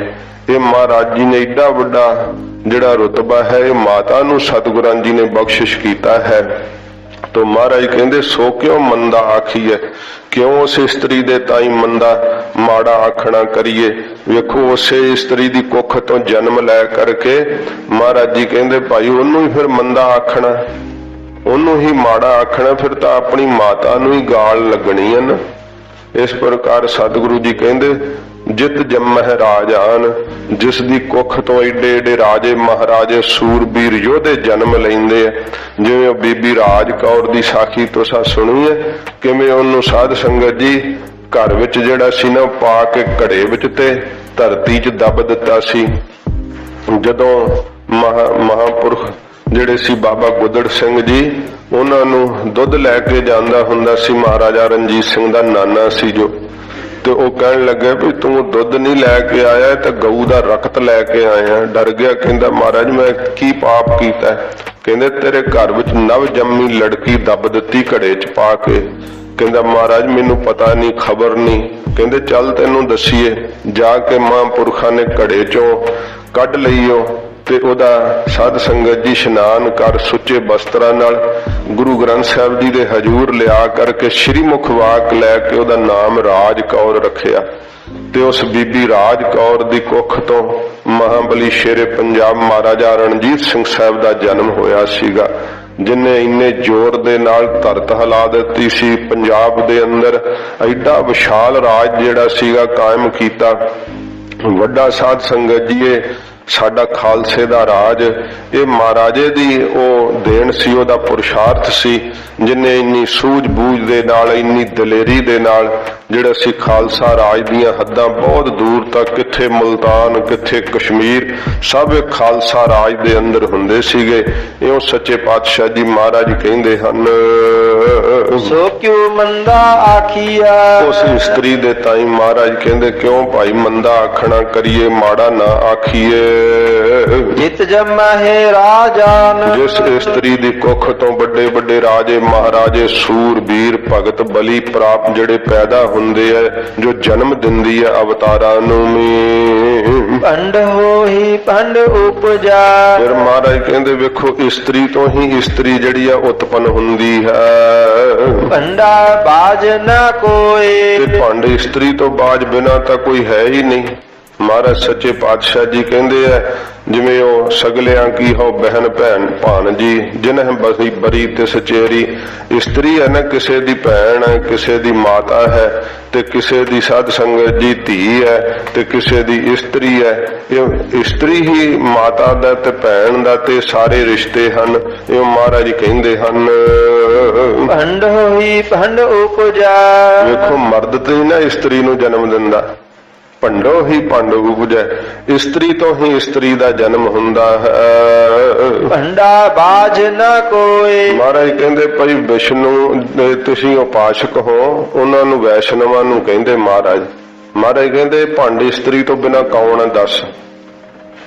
ਜੇ ਵਿਸ਼ਨੂੰ ਹੈ ਤਾਂ ਲక్ష్ਮੀ ਨੂੰ ਨਾਲ ਰੱਖੀ ਬੈਠਾ, ਤੇ ਜੇ ਸ਼ਿਵ ਜੀ ਹੈ ਤੇ ਪਾਰਵਤੀ ਨੂੰ ਨਾਲ ਹੀ ਯਾਤਰਾ ਕਰਾਉਂਦੇ ਰਹਿੰਦੇ ਆ, ਤੇ ਜੇ ਬ੍ਰਹਮਾ ਜੀ ਹੈ ਤੇ ਸਰਸਵਤੀ ਨਾਲ ਹੀ ਉਹਨਾਂ ਦੇ ਫਿਰਦੀ ਹੈ, ਤੇ ਸ਼੍ਰੀ ਰਾਮਚੰਦਰ ਜੀ ਦੇ ਨਾਲ ਸੀਤਾ ਜੀ, ਤੇ ਕ੍ਰਿਸ਼ਨ ਜੀ ਤੇ ਲੀਲਾ ਹੀ ਪਾਈ ਹੈ ਕਾਫੀ ਜ਼ਿਆਦਾ। ਮਹਾਰਾਜ ਕਹਿੰਦੇ ਦੱਸ ਵੀ ਇਸਤਰੀ ਤੋਂ ਬਿਨਾਂ ਹੈ ਕੌਣ? ਕੌਣ ਹੈ ਇਸਤਰੀ ਤੋਂ ਬਿਨਾਂ ਦੱਸ? ਤੂੰ ਇਸਤਰੀ ਦੀ ਨਿੰਦਾ ਕਰੀ ਜਾਂਦਾ, ਜਿਸ ਤੋਂ ਬਿਨਾਂ ਤੁਹਾਡਾ ਸਰਦਾ ਹੀ ਨਹੀਂ। ਵੇਖੋ ਸਾਧ ਸੰਗਤ ਜੀ, ਇਹ ਤਾਂ ਇਸਤਰੀ ਦੀ ਜਿਹੜੀ ਮਹਾਰਾਜ ਮਹਾਨਤਾ ਦੱਸੀ ਹੈ, ਇਹ ਘਰ ਦੇ ਅੰਦਰ ਜਦੋਂ ਸਤਿਗੁਰੂ ਜੀ ਦੀ ਸਿੱਖਿਆ ਆਪਾਂ ਗ੍ਰਹਿਣ ਕਰਕੇ ਕਮਾਈਏ ਨਾ, ਤੇ ਫਿਰ ਸਾਧ ਸੰਗਤ ਜੀ ਘਰ ਦੇ ਅੰਦਰ ਜਿਹੜਾ ਉਹ ਸੁੱਖ ਦਾ ਹੀ ਮਾਹੌਲ ਬਣਿਆ ਰਹਿੰਦਾ ਹੈ। ਮਹਾਰਾਜ ਸੱਚੇ ਪਾਤਸ਼ਾਹ ਜੀ ਉਹ ਕਹਿੰਦੇ ਫਰਮਾਉਂਦੇ ਹਨ, ਭੰਡ ਹੋਈ ਭੰਡ ਉਪਜਾ। ਕਿ ਇਸਤਰੀ ਤੋਂ ਹੀ ਇਸਤਰੀ ਦਾ ਜਿਹੜਾ ਨਾ ਉਹ ਜਨਮ ਹੁੰਦਾ, ਉਪਜਦੀ ਹੈ। ਭੰਡਾ ਬਾਜ ਨਾ ਕੋਈ। ਭੰਡ ਇਸਤਰੀ ਤੋਂ ਬਿਨਾਂ ਤਾਂ ਮਹਾਰਾਜ ਕਹਿੰਦੇ ਕੋਈ ਹੈ ਹੀ ਨਹੀਂ ਹੈ। ਨਾਨਕ ਭੰਡਾ ਬਾਹਿਰਾ। ਮਹਾਰਾਜ ਕੋਈ ਤਾਂ ਹੈ, ਕੋਈ ਹੋਊਗਾ। ਮਹਾਰਾਜ ਕਹਿੰਦੇ ਇਸ ਭੰਡ ਇਸਤਰੀ ਤੋਂ ਬਾਹਰ ਬਗੈਰ ਭਾਈ ਕੌਣ ਹੈ ਦੱਸਦੇ ਹਾਂ। ਏਕੋ ਸੱਚਾ ਸੋਏ। ਇੱਕੋ ਇੱਕ ਅਕਾਲ ਪੁਰਖ ਵਾਹਿਗੁਰੂ ਹੈ ਜੋ ਭੰਡ ਇਸਤਰੀ ਤੋਂ ਰਹਿਤ ਹੈ। ਸੱਚੇ ਪਾਤਸ਼ਾਹ ਜੀ ਕਹਿੰਦੇ ਜੋ ਆਪਣੇ ਆਪ ਵਿੱਚ ਸੁੱਧ ਸਰੂਪ ਹੈ, ਨਾਰ ਨਾ ਪੁਰਖ ਕਹੋ ਕਉ ਕੈਸੇ। ਉਹਨੂੰ ਤੱਕਿਆ ਹੀ ਨਹੀਂ ਜਾ ਸਕਦਾ ਕਿ ਉਹ ਨਾਰ ਹੈ ਕਿ ਜਾਂ ਪੁਰਖ ਹੈ। ਮਹਾਰਾਜ ਸੱਚੇ ਪਾਤਸ਼ਾਹ ਜੀ ਕਹਿੰਦੇ ਭਾਈ ਉਹਦੇ ਬਾਰੇ ਤਾਂ ਕੋਈ ਕਹਿ ਨਹੀਂ ਸਕਦਾ। ਭੰਡ ਇਸਤਰੀ ਤੋਂ ਬਿਨਾਂ ਤੋਂ ਇੱਕੋ ਇੱਕ ਅਕਾਲ ਪੁਰਖ ਵਾਹਿਗੁਰੂ ਹੀ ਹੈ। ਜਿਤ ਮੁਖ ਸਦਾ ਸਾਲਾਹੀਆ। ਮਹਾਰਾਜ ਜੀ ਕਹਿੰਦੇ ਭਾਈ ਜਿਸ ਮੁਖ ਦੇ ਨਾਲ ਫਿਰ ਪੜੋ, ਜਿਤ ਮੁਖ ਸਦਾ ਸਲਾਹੀਐ ਜਿਸ ਮੁਖ ਦੇ ਨਾਲ ਵਾਹਿਗੁਰੂ ਜੀ ਨੂੰ ਸਦਾ ਹੀ ਸਲਾਹਿਆ ਜਾਂਦਾ, ਜਿਸ ਮੁਖ ਦੇ ਉੱਤੋਂ ਭਾਗਾ ਰੱਤੀ ਚਾਰ। ਮਹਾਰਾਜ ਕਹਿੰਦੇ ਉਹਦੇ ਭਾਈ ਮੱਥੇ ਦੇ ਜਿਹੜੇ ਭਾਗ ਹਨ ਨਾ, ਉਹ ਰੱਤੀ ਸ਼੍ਰੋਮਣੀ ਹਨ, ਚਾਰ ਸੁੰਦਰ ਹਨ, ਜਿਹੜੇ ਆਪਣੇ ਮੁਖ ਤੋਂ ਹਰ ਵੇਲੇ ਵਾਹਿਗੁਰੂ ਵਾਹਿਗੁਰੂ ਵਾਹਿਗੁਰੂ ਜਪਦੇ ਐ। ਮਹਾਰਾਜ ਕਹਿੰਦੇ ਭਾਈ ਉਹ ਇਸਤਰੀ ਵੀ ਭਾਗਾਂ ਵਾਲੀ ਐ, ਜਿਹੜੀ ਵਾਹਿਗੁਰੂ ਦੇ ਨਾਮ ਨੂੰ ਜਪਦੀ ਐ ਮੁਖ ਤੋਂ, ਤੇ ਉਹਦੇ ਸ਼੍ਰੋਮਣੀ ਭਾਗ ਹਨ। ਨਾਨਕ ਤੇ ਮੁਖ ਉਜਲੇ ਸਤਿਗੁਰੂ ਜੀ ਕਹਿੰਦੇ ਭਾਈ ਉਹਨਾਂ ਦੇ ਮੁਖ ਉਜਲੇ ਹੁੰਦੇ ਆ। ਤਿਤ ਸੱਚਾ ਦਰਬਾਰ ਉਹ ਸੱਚੇ ਦਰਬਾਰ ਦੇ ਅੰਦਰ ਮਹਾਰਾਜ ਜੀ ਨੇ ਕਿਹਾ ਨਾ ਕਿ ਭਾਈ ਚਾਹੇ ਇਸਤਰੀ ਹੈ ਉਹ ਵੀ ਮੁਕਤ ਨਾਮ ਤੋਂ ਹੀ ਹੈ। ਮਹਾਰਾਜ ਜੀ ਨੇ ਸਭ ਨੂੰ ਇੱਕੋ ਜਿਹਾ ਹੀ ਨਾਮ ਬਖਸ਼ਿਸ਼ ਕੀਤਾ। ਇਹ ਨਹੀਂ ਕਿਹਾ ਵੀ ਗੁਰਦੁਆਰੇ ਸਾਹਿਬ ਇਸਤਰੀ ਆ ਨਹੀਂ ਸਕਦੀ, ਬਹਿ ਨਹੀਂ ਸਕਦੀ, ਉਹ ਸਾਡੇ ਅੰਮ੍ਰਿਤ ਦੀ ਅਧਿਕਾਰੀ ਨਹੀਂ। ਧੰਨ ਗੁਰੂ ਗੋਬਿੰਦ ਸਿੰਘ ਸਾਹਿਬ ਜੀ ਮਹਾਰਾਜ ਸਭ ਨੂੰ ਹੀ ਬਰਾਬਰ ਦਾ ਅਧਿਕਾਰ ਸਤਿਗੁਰਾਂ ਜੀ ਨੇ ਦਿੱਤਾ, ਬਖਸ਼ਿਸ਼ ਕੀਤਾ। ਸਾਧ ਸੰਗਤ ਜੀ ਪ੍ਰਕਰਣ ਦੇ ਮੁਤਾਬਕ ਤਾਂ ਹੈ, ਪਰ ਸਮਾਂ ਨਹੀਂ ਕਿ ਮੈਂ ਉਸ ਪਾਸੇ ਜਾਵਾਂ। ਕਈ ਅੱਜ ਕੱਲ੍ਹ ਉਹ ਤਰਕ ਕਰਦੇ ਫਿਰ ਕਹਿਣ ਲੱਗ ਪਏ ਕਿ ਪੰਜਾਂ ਪਿਆਰਿਆਂ 'ਚ ਵੀ ਲਾਓ, ਤੇ ਫਿਰ ਹੋਰ ਸਾਧ ਸੰਗਤ ਜੀ ਜਿਹੜੇ ਤਖਤ ਅਸਥਾਨ ਤੇ ਜਿਵੇਂ ਸਤਿਗੁਰਾਂ ਮਰਿਆਦਾ ਚਲਾਈ ਹੈ, ਮਹਾਰਾਜ ਜੀ ਨੇ ਤਾਂ ਐਡਾ ਵੱਡਾ ਰੁਤਬਾ ਦਿੱਤਾ ਹੈ। ਜੇ ਗੁਰੂ ਨਾਨਕ ਸਾਹਿਬ ਜੀ ਦਾ ਅਵਤਾਰ ਹੈ ਤਾਂ ਸਾਧ ਸੰਗਤ ਜੀ ਵੇਖੋ ਮਾਤਾ ਤ੍ਰਿਪਤਾ ਜੀ ਹੀ ਜਨਮੇ ਹਨ ਨਾ। ਮਾਤਾ ਸਾਹਿਬ ਜੀ ਨੂੰ ਐਡਾ ਮਾਣ ਹੈ ਕਿ ਜਗਤ ਗੁਰੂ ਜੀ ਜਿਨ੍ਹਾਂ ਦੇ ਚਰਨਾਂ ਨੂੰ ਦੇਵੀ ਦੇਵਤੇ ਤਰਸਦੇ ਰਹਿੰਦੇ ਸੀ, ਤੇ ਮਾਤਾ ਤ੍ਰਿਪਤਾ ਜੀ ਗਲਵੱਕੜੀ ਵਿੱਚ ਲੈ ਕੇ ਮਹਾਰਾਜ ਦਾ ਮਸਤਕ ਚੁੰਮਿਆ ਕਰਦੇ ਸੀਗੇ। ਇਹ ਵੀ ਤਾਂ ਮਾਣ ਫਿਰ ਮਾਤਾ ਤ੍ਰਿਪਤਾ ਜੀ ਨੂੰ ਹੈ ਨਾ। ਇਸ ਕਰਕੇ ਨਾਸਤਕਾਂ ਦੇ ਆਖੇ ਲੱਗ ਕਰਕੇ ਉਹ ਬਰਾਬਰਤਾ ਦੇ ਚੱਕਰ 'ਚ ਨਹੀਂ ਪੈਣਾ ਚਾਹੀਦਾ। ਇਸਤਰੀ ਜਿਹੜੀ ਆ ਉਹਨੂੰ ਉਹਦੀ ਮਹਾਨਤਾ ਹੈ, ਪੁਰਖ ਨੂੰ ਪੁਰਖ ਦੀ ਮਹਾਨਤਾ ਹੈ, ਤੇ ਬਰਾਬਰਤਾ ਦੇ ਚੱਕਰ 'ਚ ਪਾਓਗੇ ਤੇ ਤੁਹਾਡਾ ਸਮਾਜ ਘਰ ਦਾ ਢਾਂਚਾ ਹੀ ਕਲੈਸ਼ ਹੋ ਜਾਊਗਾ ਸਾਰਾ। ਇਹੋ ਜਿਹੇ ਜੋ ਸਤਿਗੁਰਾਂ ਜਿੱਥੇ ਨਿਯਮ ਦੱਸੇ ਹੈ, ਜੋ ਬੰਧਾਨ ਦੱਸੇ ਹੈ, ਉਹਨਾਂ ਨਿਯਮਾਂ ਨੂੰ ਨਹੀਂ ਤੋੜਨਾ ਚਾਹੀਦਾ। ਇਸਤਰੀਆਂ ਨੂੰ ਪੰਜਾਂ ਪਿਆਰਿਆਂ 'ਚ ਭਾਈ ਨਹੀਂ ਲਾਉਣਾ ਚਾਹੀਦਾ। ਜੇ ਕੋਈ ਸਾਡੀ ਬੀਬੀ ਮਾਂ ਭੈਣ ਉੱਠ ਕੇ ਸੀਸ ਦਿੰਦੀ ਤਾਂ ਫਿਰ ਮਹਾਰਾਜ ਆਗਿਆ ਦੇ ਦਿੰਦੇ। ਜਦੋਂ ਗੁਰੂ ਕਲਗੀਧਰ ਜੀ ਨੇ ਨਹੀਂ ਇਹ ਬੰਧਾਨ ਬਣਾਇਆ, ਨਿਯਮ ਬਣਾਇਆ, ਤੇ ਫਿਰ ਕਿਉਂ ਪੂਰੇ ਸਤਿਗੁਰੂ ਦਾ ਨਿਯਮ ਤੋੜਦੇ? ਜਿਹੜੇ ਸਿੱਖ ਤੋੜਦੇ ਆ ਭਾਈ ਉਹ ਗੁਰੂ ਕੇ ਦੇਣਦਾਰ ਹੋਣਗੇ। ਮਹਾਰਾਜ ਜੀ ਫਰਮਾਉਂਦੇ ਹਨ, ਅੰਤਰੀ ਵਰਥ ਆਰੰਭ ਤੋਂ ਸੁਣੋ ਫਿਰ। ਭੰਡ ਜੰਮੀਐ ਭੰਡ ਜੰਮੀਐ। ਸਾਧ ਸੰਗਤ ਜੀ ਇਹ ਅਵਿਦਿਆ ਤੋਂ ਅਰਥ ਹੁਣ ਆਵੇਗਾ। ਅੰਤਰੀ ਅਰਥ ਹੈ, ਪ੍ਰਕਰਣ ਵਾਲਾ ਅਰਥ ਤਾਂ ਉਹ ਹੀ ਹੈ ਜੋ ਆਪ ਜੀ ਨੇ ਬਾਹਰੀ ਅਰਥ ਸਰਵਣ ਕੀਤਾ ਹੈ। ਮਹਾਰਾਜ ਜੀ ਕਹਿੰਦੇ ਨੇ ਭੰਡ ਜੰਮੀ ਹੈ ਭੰਡ ਨਿੰਮੀ ਹੈ। ਭੰਡ ਕਹਿੰਦੇ ਆ ਅਵਿਦਿਆ ਨੂੰ। ਮਹਾਰਾਜ ਕਹਿੰਦੇ ਅਵਿਦਿਆ ਕਰਕੇ ਹੀ ਜੀਵ ਦਾ ਜਨਮ ਹੁੰਦਾ ਸੰਸਾਰ ਦੇ ਅੰਦਰ। ਅਵਿਦਿਆ ਮਿਟ ਜਾਏ ਤੇ ਜਨਮ ਦਾ ਗੇੜ ਮਿਟ ਜਾਂਦਾ ਹੈ ਇਸ ਦਾ। ਅਵਿਦਿਆ ਕਰਕੇ ਮਹਾਰਾਜ ਕਹਿੰਦੇ ਇਹਦਾ ਜਨਮ ਹੁੰਦਾ ਹੈ। ਅਵਿਦਿਆ ਕਰਕੇ ਹੀ ਮਾਤਾ ਦੇ ਗਰਭ ਵਿੱਚ ਨਿੰਮਿਆ ਅਸਥਿਤ ਹੁੰਦਾ ਤੇ ਪੁੱਠਾ ਲਟਕਦਾ ਹੈ। ਇਉਂ ਫਿਰ 10 ਮਹੀਨੇ ਬਾਅਦ ਜਨਮ ਮਿਲਦਾ ਹੈ। 9 ਮਹੀਨੇ ਜਿਹੜੀ ਮਾਤਾ ਦੇ ਉਦਰ ਵਿੱਚ ਇਹਨੂੰ ਕਸ਼ਟ ਸਹਾਰਨਾ ਪੈਂਦਾ। ਮਹਾਰਾਜ ਕਹਿੰਦੇ ਉੱਥੇ ਜਦੋਂ ਨਿੰਮਦਾ ਹੈ, ਅਸਥਿਤ ਹੁੰਦਾ ਤੇ ਉਹ ਵੀ ਅਵਿਦਿਆ ਕਰਕੇ ਹੀ ਹੁੰਦਾ ਹੈ। ਭੰਡ ਮੰਗਣ ਵਿਆਹੋ। ਇਹ ਜਿਹੜੀ ਅਵਿਦਿਆ ਕਰਕੇ ਹੀ ਮਹਾਰਾਜ ਕਹਿੰਦੇ ਮੰਗਣੇ ਤੇ ਵਿਆਹ ਆਦਿਕ ਜਿਹੜੀ ਚੇਸ਼ਟਾ ਹੈ ਨਾ ਸਾਰੀ, ਇਹ ਅਵਿਦਿਆ ਕਰਕੇ ਹੀ ਹੈ ਸੰਸਾਰ ਦੇ ਅੰਦਰ। ਭੰਡ ਹੋਵਾ ਦੋਸਤੀ। ਫਿਰ ਸੱਚੇ ਪਾਤਸ਼ਾਹ ਜੀ ਮਹਾਰਾਜ ਕਹਿੰਦੇ ਅਵਿਦਿਆ ਕਰਕੇ ਹੀ, ਮੋਹ ਕਰਕੇ ਜਿਹੜੀਆਂ ਦੋਸਤੀਆਂ ਪੈਂਦੀਆਂ ਹਨ, ਸਰੀਰਾਂ ਨੂੰ ਆਪਣਾ ਸਾਥੀ ਸਮਝਦਾ ਹੈ, ਤੇ ਇਹ ਮਹਾਰਾਜ ਕਹਿੰਦੇ ਭਾਈ ਦੋਸਤੀ ਜਿਹੜਾ ਮੋਹ ਹੈ ਨਾ, ਇਹ ਵੀ ਅਵਿਦਿਆ ਕਰਕੇ ਹੀ ਹੁੰਦਾ ਏ। ਭੰਡ ਹੋ ਚੱਲਾ ਰਾਹੋ। ਤੇ ਅਵਿਦਿਆ ਕਰਕੇ ਹੀ ਸੰਸਾਰ ਦਾ ਜੰਮਣ ਤੇ ਮਰਨ ਦਾ ਰਾਹ ਚੱਲ ਰਿਹਾ ਹੈ। ਭੰਡ ਮੁਆ ਭੰਡ ਭਾਲੀਆ। ਸੱਚੇ ਪਾਤਸ਼ਾਹ ਜੀ ਮਹਾਰਾਜ ਕਹਿੰਦੇ ਨੇ ਅਵਿਦਿਆ ਕਰਕੇ ਹੀ ਇਹ ਜੀਵ ਮਰਦਾ ਜੰਮਦਾ ਰਹਿੰਦਾ ਹੈ। ਅਵਿਦਿਆ ਕਰਕੇ ਹੀ ਮਰਨ ਦੇ ਚੱਕਰ 'ਚ ਪਿਆ ਰਹਿੰਦਾ ਹੈ। ਤੇ ਭੰਡ ਮੁਆ ਭੰਡ ਭਾਲੀ ਹੈ। ਅਵਿਦਿਆ ਕਰਕੇ ਮਹਾਰਾਜ ਕਹਿੰਦੇ ਭਾਈ ਪਦਾਰਥਾਂ ਨੂੰ ਭਾਲਦਾ ਰਹਿੰਦਾ, ਮਾਇਆ ਲੱਭਦਾ ਰਹਿੰਦਾ ਕਿ ਕਿਤੋਂ ਹੋਵੇ ਪ੍ਰਾਪਤ, ਇਕੱਠੇ ਕਰ ਲਈਏ, ਪਾ ਲਈਏ ਪੰਡਾ, ਜਿਵੇਂ ਸਦਾ ਰਹਿਣਾ ਹੈ। ਅਵਿਦਿਆ ਕਰਕੇ ਮਹਾਰਾਜ ਕਹਿੰਦੇ ਭਾਈ ਇਹ ਪਦਾਰਥਾਂ ਦੀ ਭਾਲ ਵਿੱਚ ਲੱਗਾ ਰਹਿੰਦਾ ਹੈ। ਅਵਿਦਿਆ ਕਰਕੇ ਹੀ ਮਰਦਾ ਰਹਿੰਦਾ ਹੈ ਬਾਰ-ਬਾਰ। ਭੰਡ ਹੋਵਾ ਬੰਧਾਨ। ਤੇ ਮਹਾਰਾਜ ਕਹਿੰਦੇ ਭੰਡ ਅਵਿਦਿਆ ਕਰਕੇ ਹੀ ਇਹਨੂੰ ਬੰਧਾਨ ਬੰਧਨ ਪਏ ਹੋਏ ਆ, ਕਾਮ ਕ੍ਰੋਧ ਲੋਭ ਮੋਹ ਹੰਕਾਰ ਦੇ। ਇਹਨਾਂ ਵਿਕਾਰਾਂ ਦੇ ਬੰਧਨਾਂ ਵਿੱਚ ਵੀ ਅਵਿਦਿਆ ਕਰਕੇ ਹੀ ਜੀਵ ਪਿਆ ਹੋਇਆ ਹੈ। ਸੋ ਕਿਉ ਮੰਦਾ ਆਖੀਐ। ਮਹਾਰਾਜ ਜੀ ਕਹਿੰਦੇ ਸੋ ਕਿਉਂ, ਉਹਨੂੰ ਕੀ ਆਖੀਏ? ਅਵਿਦਿਆ ਨੂੰ ਮੰਦਾ ਆਖੀਏ, ਮਾੜੀ ਆਖੀਏ ਉਸ ਅਵਿਦਿਆ ਨੂੰ। ਇਹ ਅੰਤਰੀਵ ਅਰਥ ਹੈ। ਜਿਤ ਜਮਹਿ ਰਾਜਾਨ। ਜਿਸ ਦੇ ਸਾਧ ਸੰਗਤ ਜੀ ਜੰਮਣੇ ਕਰਕੇ ਭਾਵ ਕੀ ਹੈ? ਜਦੋਂ ਅਵਿਦਿਆ ਮਰਦੀ ਹੈ ਉਹਨੂੰ ਕੋਈ ਮੰਦਾ ਆਖਦੇ ਆ ਨਾ, ਜਦੋਂ ਅਵਿਦਿਆ ਨੂੰ ਨਿੰਦ ਦਿੰਦੇ ਆ। ਤੇ ਜਿਸ ਦੇ ਮੰਦਾ ਆਖਣੇ ਕਰਕੇ ਕੀ ਹੁੰਦਾ? ਜਿਤ ਜੰਮਹਿ ਰਾਜਾਨ, ਅੰਦਰ ਪ੍ਰਕਾਸ਼ ਪੈਦਾ ਹੋ ਜਾਂਦਾ। ਰਾਜਾਨ ਤੋਂ ਅਰਥ ਹੈ ਪ੍ਰਕਾਸ਼। ਪ੍ਰਕਾਸ਼ ਕਾਹਦਾ? ਫਿਰ ਗਿਆਨ ਦਾ। ਅੰਦਰ ਪ੍ਰਕਾਸ਼ ਦਾ ਜਨਮ ਹੋ ਜਾਂਦਾ ਜਦੋਂ ਅਵਿਦਿਆ ਨੂੰ ਤਿਰਸਕਾਰ ਕਰ ਦਈਏ। ਬ੍ਰਹਮ ਵਿਦਿਆ ਪੜ੍ਹੀਏ ਨਾ ਜਦੋਂ, ਤੇ ਫਿਰ ਅਵਿਦਿਆ ਨਾਸ਼ ਹੁੰਦੀ ਹੈ। ਗੁਰਮੰਤਰ ਦਾ ਅਭਿਆਸ ਕਰੀਏ ਤੇ ਅਵਿਦਿਆ ਨਾਸ਼ ਹੁੰਦੀ ਹੈ। ਫਿਰ ਅੰਦਰ ਮਹਾਰਾਜ ਕਹਿੰਦੇ ਜਿਤ ਜੰਮਹਿ ਰਾਜਾਨ, ਜਿਸ ਕਰਕੇ ਜੀਵ ਦੇ ਅੰਦਰ ਰਾਜਾਨ ਪ੍ਰਕਾਸ਼ ਪੈਦਾ ਹੋ ਜਾਂਦਾ, ਉਹਦਾ ਜਨਮ ਹੋ ਜਾਂਦਾ ਗਿਆਨ ਦਾ। ਭੰਡ ਹੋਈ ਭੰਡ ਉਪਜਾ। ਅਵਿਦਿਆ ਤੋਂ ਹੀ ਅਵਿਦਿਆ ਪੈਦਾ ਹੁੰਦੀ ਹੈ, ਹੋਰ ਅਵਿਦਿਆ ਬਾਹਰੋਂ ਤਾਂ ਨਹੀਂ ਆਉਂਦੀ। ਅਗਿਆਨ ਚੋਂ ਹੀ ਅਗਿਆਨ ਹੋਰ ਵੱਧਦਾ ਹੀ ਚਲਿਆ ਜਾਂਦਾ ਹੈ।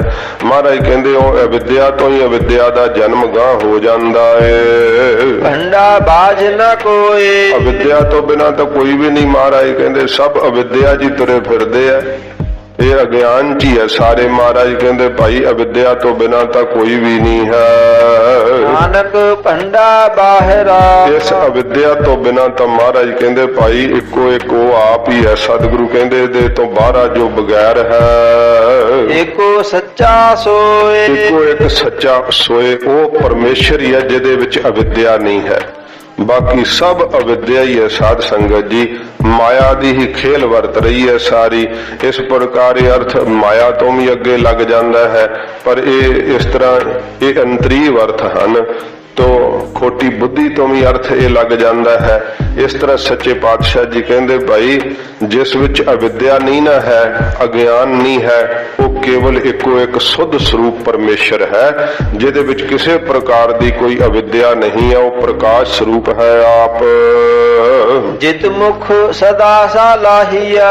ਜਿਸ ਮੁਖ ਤੋਂ ਭਾਈ ਮਰਦਾਨਾ ਜੀ ਸਦਾ ਹੀ ਵਾਹਿਗੁਰੂ ਜੀ ਨੂੰ ਸਲਾਹਿਆ ਜਾਂਦਾ ਹੈ। ਪਰਮੇਸ਼ਰ ਦਾ ਨਾਮ ਜਿਹੜਾ ਜਿਸ ਮੁਖ ਤੋਂ ਸਦਾ ਜਪਿਆ ਜਾਂਦਾ ਏ। ਭਾਗਾ ਰੱਤੀ ਚਾਰ। ਮਹਾਰਾਜ ਕਹਿੰਦੇ ਉਹਦੀ ਤਾਂ ਭਾਈ ਬਿਰਤੀ ਜਿਹੜੀ ਹੈ ਨਾ ਉਹ ਰੱਤੀ ਪ੍ਰੇਮ ਵਿੱਚ ਰੰਗੀ ਗਈ ਹੈ। ਰੱਤੀ ਤੋਂ ਪਹਿਲਾਂ ਸ਼੍ਰੋਮਣੀ ਅਰਥ ਸੁਣਿਆ ਸੀ ਨਾ, ਉਹਨਾਂ ਦੀ ਬਿਰਤੀ ਰੱਤੀ ਰੰਗੀ ਗਈ ਹੈ ਤੇ ਉਹਨਾਂ ਦੀ ਬਿਰਤੀ ਚਾਰੂ ਸੁੰਦਰ ਹੈ। ਚਾਰ ਤੋਂ ਅਰਥ ਹੁੰਦਾ ਸੁੰਦਰ। ਮਸਤਕ ਤੇ ਭਾਗ ਹਨ ਉਹਨਾਂ ਦੇ। ਮਹਾਰਾਜ ਕਹਿੰਦੇ ਜਿਨ੍ਹਾਂ ਦੇ ਮੁਖ ਤੋਂ ਨਿਕਲਦਾ ਵਾਹਿਗੁਰੂ ਵਾਹਿਗੁਰੂ। ਇੱਕ ਵਾਰੀ ਕਹਿੰਦੇ ਆ, ਦੂਜੀ ਵਾਰੀ ਆਪਣੇ ਆਪ ਹੀ ਉਤਸ਼ਾਹ ਨਾਲ ਜਪਣ ਨੂੰ ਚਿੱਤ ਕਰਦਾ ਏ। ਸੱਚੇ ਪਾਤਸ਼ਾਹ ਜੀ ਕਹਿੰਦੇ ਭਾਈ ਉਹਨਾਂ ਦੇ ਮੱਥੇ ਦੇ ਉੱਤੇ ਸ਼੍ਰੋਮਣੀ ਭਾਗ ਹਨ ਤੇ ਉਹਨਾਂ ਦੀ ਬਿਰਤੀ ਜਿਹੜੀ ਆ ਪਿਆਰ ਦੇ ਵਿੱਚ ਰੰਗੀ ਜਾਂਦੀ ਹੈ ਜਿਹੜੇ ਮੁਖ ਤੋਂ ਜਪਦੇ ਆ ਪਰਮੇਸ਼ਰ ਦਾ ਨਾਮ। ਨਾਨਕ ਤੇ ਮੁਖ ਉਜਲੇ। ਸਤਿਗੁਰੂ ਜੀ ਕਹਿੰਦੇ ਤੇ ਉਹਨਾਂ ਦੇ ਮੁਖ ਜਿਹੜੇ ਆ ਨਾ ਸਾਧ ਸੰਗਤ ਜੀ ਉਜਲੇ ਹੁੰਦੇ ਆ, ਪ੍ਰਕਾਸ਼ ਵਾਲੇ ਹੁੰਦੇ ਆ, ਉਹ ਸੁਰਖਰੂ ਹੁੰਦੇ ਆ। ਤਿਤ ਸੱਚਾ ਦਰਬਾਰ। ਉਸ ਸੱਚੇ ਦਰਬਾਰ ਦੇ ਅੰਦਰ ਵਾਹਿਗੁਰੂ ਜੀ ਦੇ ਦਰਬਾਰ ਦੇ ਅੰਦਰ ਮਹਾਰਾਜ ਜੀ ਕਹਿੰਦੇ ਭਾਈ ਉਹ ਉਜਲੇ ਮੁਖ ਲੈ ਕਰਕੇ ਜਾਂਦੇ ਆ। ਨਾਨਕ ਤੇ ਮੁਖ ਉਜਲੇ ਕੇਤੀ ਛੁੱਟੀ ਨਾਲ। ਪੌੜੀ ਦੁਆਰਾ ਮਹਾਰਾਜ ਫਰਮਾਉਂਦੇ ਹਨ ਸਭ ਕੋ ਆਖਾ ਆਪਣਾ। ਸੱਚੇ ਪਾਤਸ਼ਾਹ ਜੀ ਮਹਾਰਾਜ ਕਹਿੰਦੇ ਭਾਈ ਹਰ ਕੋਈ ਨਾ ਪਰਮੇਸ਼ਰ ਨੂੰ ਆਪਣਾ ਆਖਦਾ ਹੈ। ਜਿਸ ਨਾਹੀ ਸੋ ਚੁਣ ਕੱਢੀਆ। ਜਿਹੜਾ ਕਹਿੰਦਾ ਕਿ ਆਪਣਾ ਨਹੀਂ ਹੈ ਪਰਮੇਸ਼ਰ, ਮਹਾਰਾਜ ਕਹਿੰਦੇ ਚੁਣ ਕੇ ਵੱਖ ਕੱਢੋ ਹਾਂ। ਪੁੱਛੋ ਉਹਨਾਂ ਨੂੰ ਵੀ ਕੀ ਤੇਰੀ ਫਿਰ ਇਸਤਰੀ ਨਾਲ ਨਿਭਣੀ ਹੈ, ਪੁੱਤਰ ਨਾਲ ਨਿਭਣੇ ਹੈ ਕਿ ਮਾਇਆ ਤੇਰੀ ਆਪਣੀ ਹੈ। ਫਿਰ ਗਿਆਨ ਚ ਪਤਾ ਲੱਗੂਗਾ ਕਿ ਆਪਣਾ ਤਾਂ ਕੋਈ ਵੀ ਨਹੀਂ, ਪਰਮੇਸ਼ਰ ਹੀ ਹੈ ਆਪਣਾ। ਤੇ ਸਮਝਿਆ ਹੋਇਆ ਜੀਵ ਨੇ ਸਭ ਕੁਝ ਆਪਣਾ, ਇੱਕ ਰਾਮ ਪਰਾਇਆ, ਪਰਮੇਸ਼ਰ ਨੂੰ ਪਰਾਇਆ ਸਮਝਿਆ ਹੋਇਆ ਜਿਹੜਾ ਇਹਦਾ ਆਪਣਾ ਹੈ। ਮਹਾਰਾਜ ਜੀ ਕਹਿੰਦੇ ਭਾਈ ਚੁਣ ਕੇ ਛਾਂਟ ਕੇ ਕੱਢੋ ਹਾਂ ਵੱਖ, ਜਿਹੜਾ ਕਿਹੜੇ ਆ ਦੱਸੋ। ਜਿਹੜਾ ਕਹਿੰਦਾ ਹੈ ਕਿ ਪਰਮੇਸ਼ਰ ਬਗਾਨਾ ਹੈ, ਦਸੀਏ ਤੈਨੂੰ ਵੀ ਆਪਣਾ, ਤੇਰਾ ਤਾਂ ਆਪਣਾ ਆਪਾ ਤਾਂ ਉਹ ਹੀ ਹੈ, ਬਾਕੀ ਤਾਂ ਸਭ ਕੁਝ ਇਹ ਦੇਸ਼ ਪਰਾਇਆ ਹੈ ਸਾਰਾ ਜਿੱਥੇ ਤੂੰ ਫਿਰ ਰਿਹਾ ਹੈ। ਪਰ ਕਰਨ ਦੇ ਮੁਤਾਬਕ ਦੇ ਅਰਥ ਦੂਸਰੇ ਸੁਣੋ ਇਸੇ ਪ੍ਰਕਾਰ। ਸਭ ਕੋ ਆਖਾ ਆਪਣਾ। ਮਹਾਰਾਜ ਜੀ ਕਹਿੰਦੇ ਭਾਈ ਸਭ ਕੋਈ ਇਉਂ ਕਹਿੰਦਾ ਹੈ ਕਿ ਆਪਣਾ ਹੀ ਕੀਤਾ ਕਰਮਾਂ ਦਾ ਜਾਣਦੇ ਆ ਜੀਵ। ਮਹਾਰਾਜ ਕਹਿੰਦੇ ਇਉਂ ਕਹਿੰਦੇ ਆ ਕਿ ਆਪਣਾ ਕੀਤਾ ਹੀ ਜਿਹੜਾ ਸਭ ਨੂੰ ਉਹ ਪਾਉਣਾ ਪੈਂਦਾ ਹੈ। ਜਿਸ ਨਾਹੀ ਸੋ ਚੁਣ ਕਢੀਆ। ਜਿਹੜੇ ਕਹਿੰਦੇ ਆ ਵੀ ਨਹੀਂ ਕਿਤੇ ਨਹੀਂ ਹੈ ਪਰਮੇਸ਼ਰ, ਕੋਈ ਆਪਣਾ ਕੀਤਾ ਨਹੀਂ ਪਾਉਣਾ ਪੈਂਦਾ, ਮਹਾਰਾਜ ਕਹਿੰਦੇ ਜਿਹੜੇ ਇਸ ਗੱਲ ਤੇ ਤਰਕ ਕਰਦੇ ਆ ਕਿ ਕੋਈ ਕਰਮਾਂ ਦੀ ਗਤਾ ਗਤੀ ਨਹੀਂ ਹੁੰਦੀ, ਕੋਈ ਕਿਸੇ ਪ੍ਰਕਾਰ ਕਿਸੇ ਨੂੰ ਕੀਤੇ ਦੀ ਸਜ਼ਾ ਨਹੀਂ ਮਿਲਦੀ, ਮਹਾਰਾਜ ਕਹਿੰਦੇ ਛਾਂਟ ਕੇ ਚੁਣ ਕੇ ਕੱਢੋ ਹਾਂ ਜਰਾ ਵੱਖ, ਕੋਈ ਵੀ ਨਹੀਂ ਨਿਕਲਣਾ ਉਹਨਾਂ ਚੋਂ, ਸਭ ਨੂੰ ਕੀਤਾ ਹੀ ਪਾਉਣਾ ਪੈਂਦਾ। ਮਹਾਰਾਜ ਪੌੜੀ ਚ ਸਿੱਧ ਕਰਦੇ ਅੱਗੇ ਕੀਤਾ ਆਪੋ ਆਪਣਾ। ਕੀਤਾ ਹੋਇਆ ਕਰਮ ਆਪੋ ਆਪਣਾ, ਜਿਹੋ ਜਿਹਾ ਕਿਸੇ ਨੇ ਮਹਾਰਾਜ ਕਹਿੰਦੇ ਭਾਈ ਕਰਮ ਕੀਤਾ, ਚੰਗਾ ਕੀਤਾ ਚਾਹੇ ਬੁਰਾ ਕੀਤਾ, ਆਪੇ ਹੀ ਲੇਖਾ ਸੰਢੀਆ। ਉਹਦਾ ਲੇਖਾ ਮਹਾਰਾਜ ਕਹਿੰਦੇ ਆਪ ਹੀ ਸੰਢੀਏ ਭਰਨਾ ਪੈਂਦਾ ਹੈ, ਉਹਦਾ ਲੇਖਾ ਜੋਖਾ ਆਪ ਹੀ ਚੁਕਾਉਣਾ ਪੈਂਦਾ ਹੈ। ਫਿਰ ਜਿਹੋ ਜਿਹਾ ਕੋਈ ਕਰਮ ਕਰਦਾ ਹੈ ਕੀਤਾ ਆਪੋ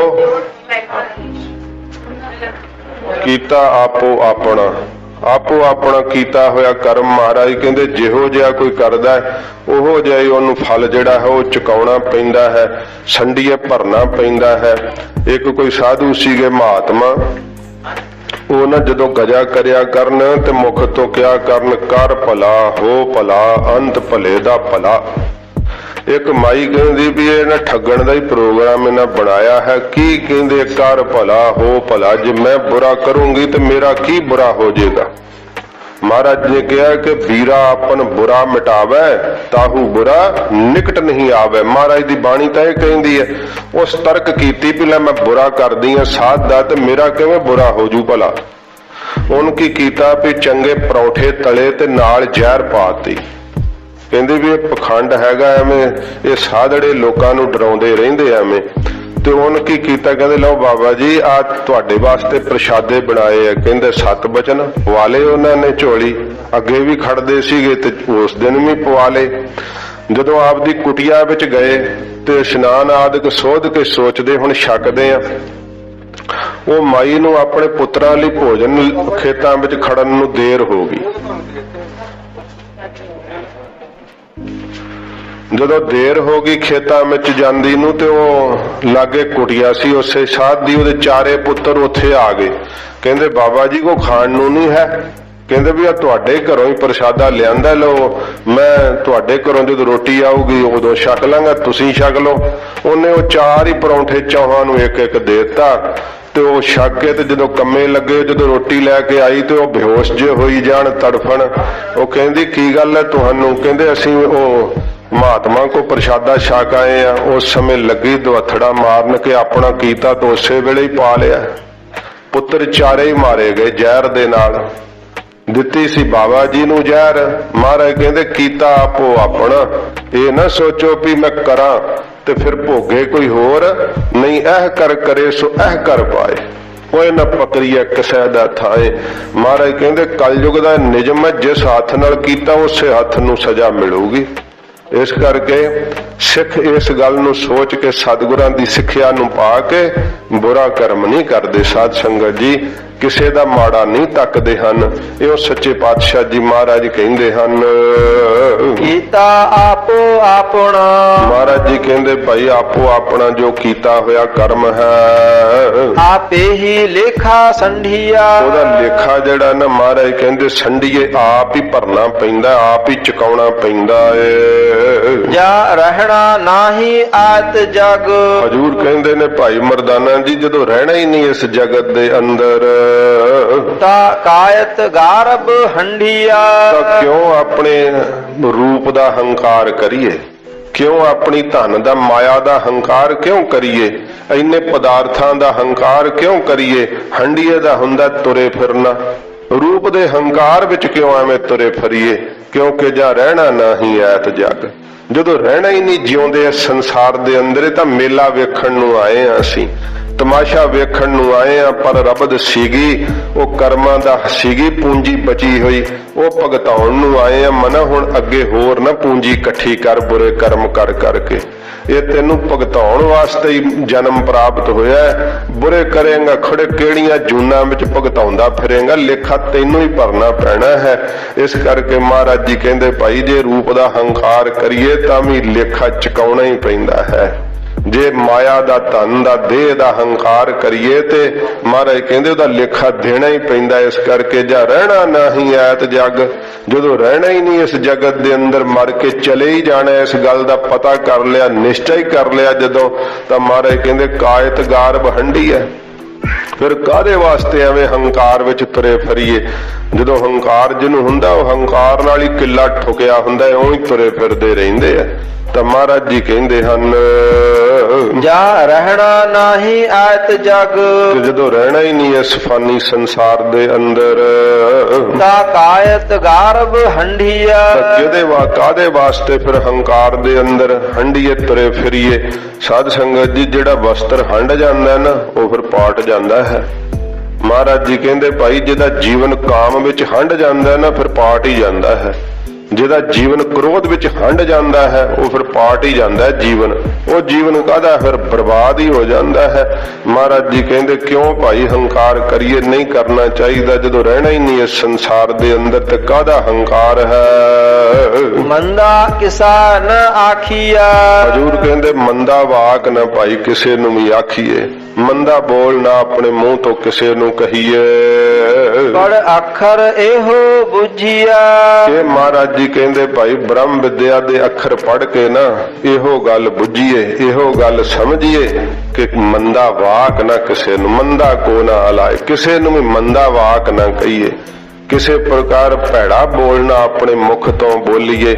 ਜੇ ਕਰਕੇ ਕੋਈ ਅੱਖਰ ਪੜ੍ਹੇ ਆ ਨਾ ਤੇ ਫਿਰ ਅੱਖਰ ਪੜ੍ਹ ਕੇ ਬੂਝੀਏ, ਕੀ ਸਮਝ ਕਰੀਏ, ਕੀ ਸਮਝ ਕਰੀਏ ਕਿ ਕਿਸੇ ਦੇ ਤਾਈ ਮੰਦਾ ਬੋਲ ਨਾ ਕਹੀਏ, ਬੁਰਾ ਬੋਲ ਨਾ। ਮਹਾਰਾਜ ਕਹਿੰਦੇ ਭਾਈ ਕਿਸੇ ਨੂੰ ਬੋਲੀਏ ਤੇ ਅਸੀਂ ਕੀ ਕਰਦੇ ਆ? ਕਿੰਨਾ ਮੰਦਾ ਬੋਲਦੇ ਆ। ਤੇ ਫਿਰ ਸਾਧ ਸੰਗਤ ਜੀ ਗੁਰੂ ਜੀ ਦੇ ਭਾਈ ਜੇ ਤੁਸੀਂ ਸੰਗਤ 'ਚ ਬੈਠੇ ਆ ਤੇ ਆਪਣੇ ਕੰਮਾਂ ਨੂੰ ਸੰਕੋਚੋ, ਚਾਹੇ ਤਾਂ ਬਾਹਰ ਬਹਿ ਜਾਓ। ਤੋ ਸਤਿਗੁਰੂ ਜੀ ਫਰਮਾਉਂਦੇ ਹਨ ਮੰਦਾ ਕਿਸਾ ਨ ਆਖੀਆ। ਭਾਈ ਮੰਦਾ ਬੋਲ ਜਿਹੜਾ ਉਹ ਕਿਸੇ ਦੇ ਤਾਈ ਨਾ ਆਖਣਾ ਕਰੀਏ, ਕਿਸੇ ਨੂੰ ਬੁਰਾ ਬੋਲ ਨਾ ਆਪਣੇ ਮੁਖ ਤੋਂ ਬੋਲੀਏ। ਪੜ ਅੱਖਰ ਇਹੋ ਬੁਝੀਆ।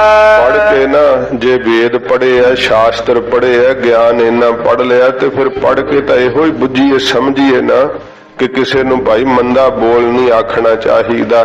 ਜਿਵੇਂ ਫਰੀਦ ਜੀ ਨੇ ਕਿਹਾ ਇੱਕ ਫਿੱਕਾ ਨਾ ਗਾਲ ਆਏ, ਜਾਓ ਤਾਂ ਜੇ ਤਾਂ ਪ੍ਰਿਆ ਦੀ ਸਿੱਕ ਹਿਆਓ ਨਾ ਠਾਹੇ ਕਹੀਦਾ। ਵੀ ਜੇ ਤੈਨੂੰ ਵਾਹਿਗੁਰੂ ਨੂੰ ਮਿਲਣ ਦਾ ਚਾਅ ਹੈ ਨਾ ਤੇ ਫਿਰ ਮੰਦਾ ਬੋਲ ਕੇ ਕਿਸੇ ਦਾ ਦਿਲ ਨਾ ਦੁਖਾਵੀਂ।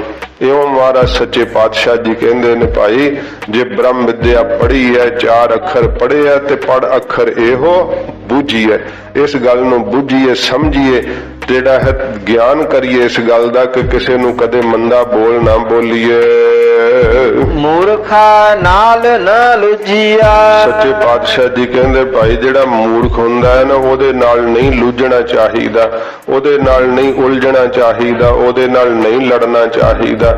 ਕਿਉਂਕਿ ਜੇ ਮੂਰਖ ਨੂੰ ਤੁਸੀਂ ਮੂਰਖ ਨਾਲ ਬਹਿਸ ਕਰਨ ਲੱਗ ਜਾਓਗੇ ਨਾ ਤੇ ਮੂਰਖ ਤੁਹਾਨੂੰ ਹਰਾ ਦੇਊਗਾ।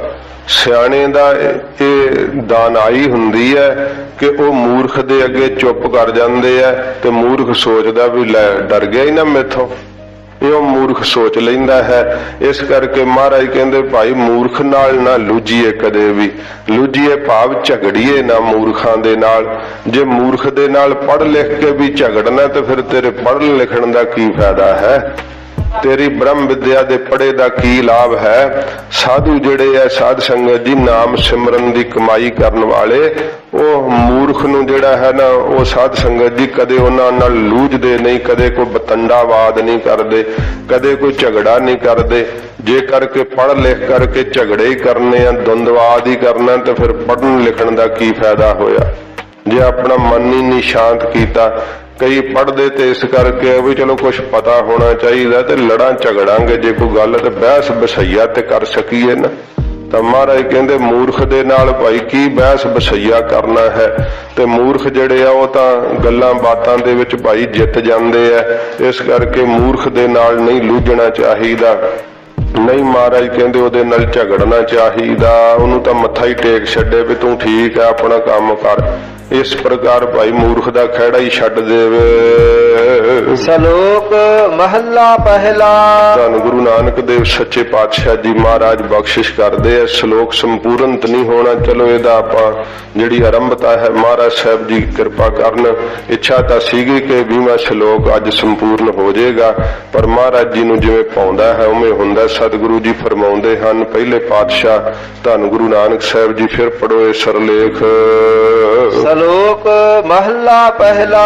ਇਹ ਸਾਧ ਸੰਗਤ ਜੀ 20ਵਾਂ ਸ਼ਲੋਕ ਜਿਹੜਾ ਕਈ ਸਰੂਪਾਂ ਦੇ ਉੱਤੇ ਜਿਹੜਾ ਹੈ ਸ਼ਲੋਕ ਪਹਿਲਾਂ ਹੀ ਲਿਖਿਆ ਇਸ ਤਰ੍ਹਾਂ ਸ਼ਬਦ ਆਉਂਦਾ ਏਕਾ ਪਿਆ, ਪਰ ਜੋ ਮਹਾਰਾਜ ਜੀ ਨੇ ਦਮਦਮਾ ਸਾਹਿਬ ਸਤਿਗੁਰਾਂ ਜੀ ਨੇ ਬਾਣੀ ਲਿਖਵਾਈ ਹੈ, ਇਹ ਜਿਹੜਾ ਹੈ ਬਾਬਾ ਦੀਪ ਸਿੰਘ ਸਾਹਿਬ ਵਾਲੇ ਸਰੂਪ ਤੇ ਵੀ ਸ਼ਲੋਕ ਮਹੱਲਾ ਨਾਲ ਪਿਆ ਹੋਇਆ, ਇਸ ਕਰਕੇ ਮਹੱਲਾ ਸ਼ੁੱਧ ਹੈ। ਤੇ ਇੱਥੇ ਵੀ ਇਹ ਹੱਥ ਲਿਖਤ ਸਰੂਪ ਹੈ, ਜਿੱਥੋਂ ਕਥਾ ਰੋਜ਼ ਮਹਾਰਾਜ ਦੇ ਸਰੂਪ ਤੋਂ ਹੁੰਦੀ ਹੈ ਤੇ ਮਹੱਲਾ ਸ਼ਬਦ ਹੀ ਆ ਰਿਹਾ ਹੈ। ਮਹਾਰਾਜ ਜੀ ਗੁਰੂ ਨਾਨਕ ਸਾਹਿਬ ਜੀ ਮਹੱਲਾ ਦਾ ਅਰਥ ਹੁੰਦਾ ਸਰੂਪ। ਪਹਿਲਾ ਸਰੂਪ ਸੱਚੇ ਪਾਤਸ਼ਾਹ ਧੰਨ ਗੁਰੂ ਨਾਨਕ ਸਾਹਿਬ ਜੀ ਫਰਮਾਉਂਦੇ ਆ, ਨਾਨਕ ਫਿੱਕਾ ਬੋਲਿਆ। ਸਾਧ ਸੰਗਤ ਜੀ ਸਤਿਗੁਰੂ ਕਰਤਾਰਪੁਰ ਸਾਹਿਬ ਜਦੋਂ ਨਾ ਮੰਜੀ ਬੈਠ ਕੀਆ ਅਵਤਾਰਾ, 4 ਸ਼ਫੇਰਿਓਂ ਫਿਰ ਸੰਗਤਾਂ ਆਉਂਦੀਆਂ। ਜਦੋਂ ਮਹਾਰਾਜ ਸਿੱਖੀ ਦੀ ਪਰਖ ਵੀ ਕੀਤੀ ਹੈ, 24,000 ਸੰਗਤ ਸੀ ਮਹਾਰਾਜ ਦੇ ਕੋਲ। ਜਦੋਂ ਗੁਰੂ ਅੰਗਦ ਸਾਹਿਬ ਜੀ ਨੂੰ ਗੁਰਿਆਈ ਦਿੱਤੀ ਸੱਚੇ ਪਾਤਸ਼ਾਹ ਨੇ, ਬੜੀਆਂ ਬੜੀਆਂ ਸਾਧੂਆਂ ਦੀਆਂ ਮੰਡਲੀਆਂ, ਬੜੇ ਬੜੇ ਸਿੱਧ ਪੀਰ ਸਭ ਮਹਾਰਾਜ ਗੁਰੂ ਨਾਨਕ ਸਾਹਿਬ ਦੇ ਦਰਸ਼ਨਾਂ ਨੂੰ ਆਉਂਦੇ ਚੱਲ ਚੱਲ ਕੇ, ਕਿਉਂਕਿ 9 ਖੰਡਾਂ ਦੀ ਪ੍ਰਿਥਵੀ ਦਾ ਰਟਨ ਕਰਕੇ ਜਿਵੇਂ ਕੋਈ ਚੱਕਰਵਰਤੀ ਬਾਦਸ਼ਾਹ ਦਿਗਵਜਈ ਹੋ ਕਰਕੇ ਫਿਰ ਆਪਣੀ ਰਾਜਧਾਨੀ ਵਿੱਚ ਆ ਬੈਠਦਾ ਹੈ, ਗੁਰੂ ਨਾਨਕ ਸਾਹਿਬ ਫਿਰ ਕਰਤਾਰਪੁਰ ਸਾਹਿਬ ਵਸਾਇਆ ਸੱਚੇ ਪਾਤਸ਼ਾਹ ਨੇ। ਬਹੁਤ ਸੰਗਤਾਂ ਮਹਾਰਾਜ ਦੇ ਦਰਸ਼ਨਾਂ ਨੂੰ ਆਉਂਦੀਆਂ। ਇੱਕ ਜ਼ਿਮੀਂਦਾਰ ਸੀਗਾ, ਉਹ ਸੰਗਤਾਂ ਨਾਲ ਬੜਾ ਲੜਿਆ ਕਰੇ, ਝਗੜਿਆ ਕਰੇ ਕਿ ਤੁਸੀਂ ਮੇਰੇ ਖੇਤਾਂ ਚੋਂ ਲੰਘਦੇ ਆ, ਫਸਲ ਖਰਾਬ ਕਰਦੇ ਆ। ਇੱਕ ਵਾਰੀ ਸੰਗਤ ਆ ਰਹੀ ਸੀ ਤੇ ਉਹ ਸੰਗਤ ਨੂੰ ਬਹੁਤ ਲੜਦਾ ਝਗੜਦਾ ਨਾਲ ਹੀ ਆ ਗਿਆ। ਮਹਾਰਾਜ ਸੱਚੇ ਪਾਤਸ਼ਾਹ ਜੀ ਅੰਦਰ ਸਤਿਗੁਰੂ ਬੈਠੇ ਆ, ਤਖਤ ਦੇ ਉੱਤੇ ਦੀਵਾਨ ਸਜਿਆ ਹੋਇਆ।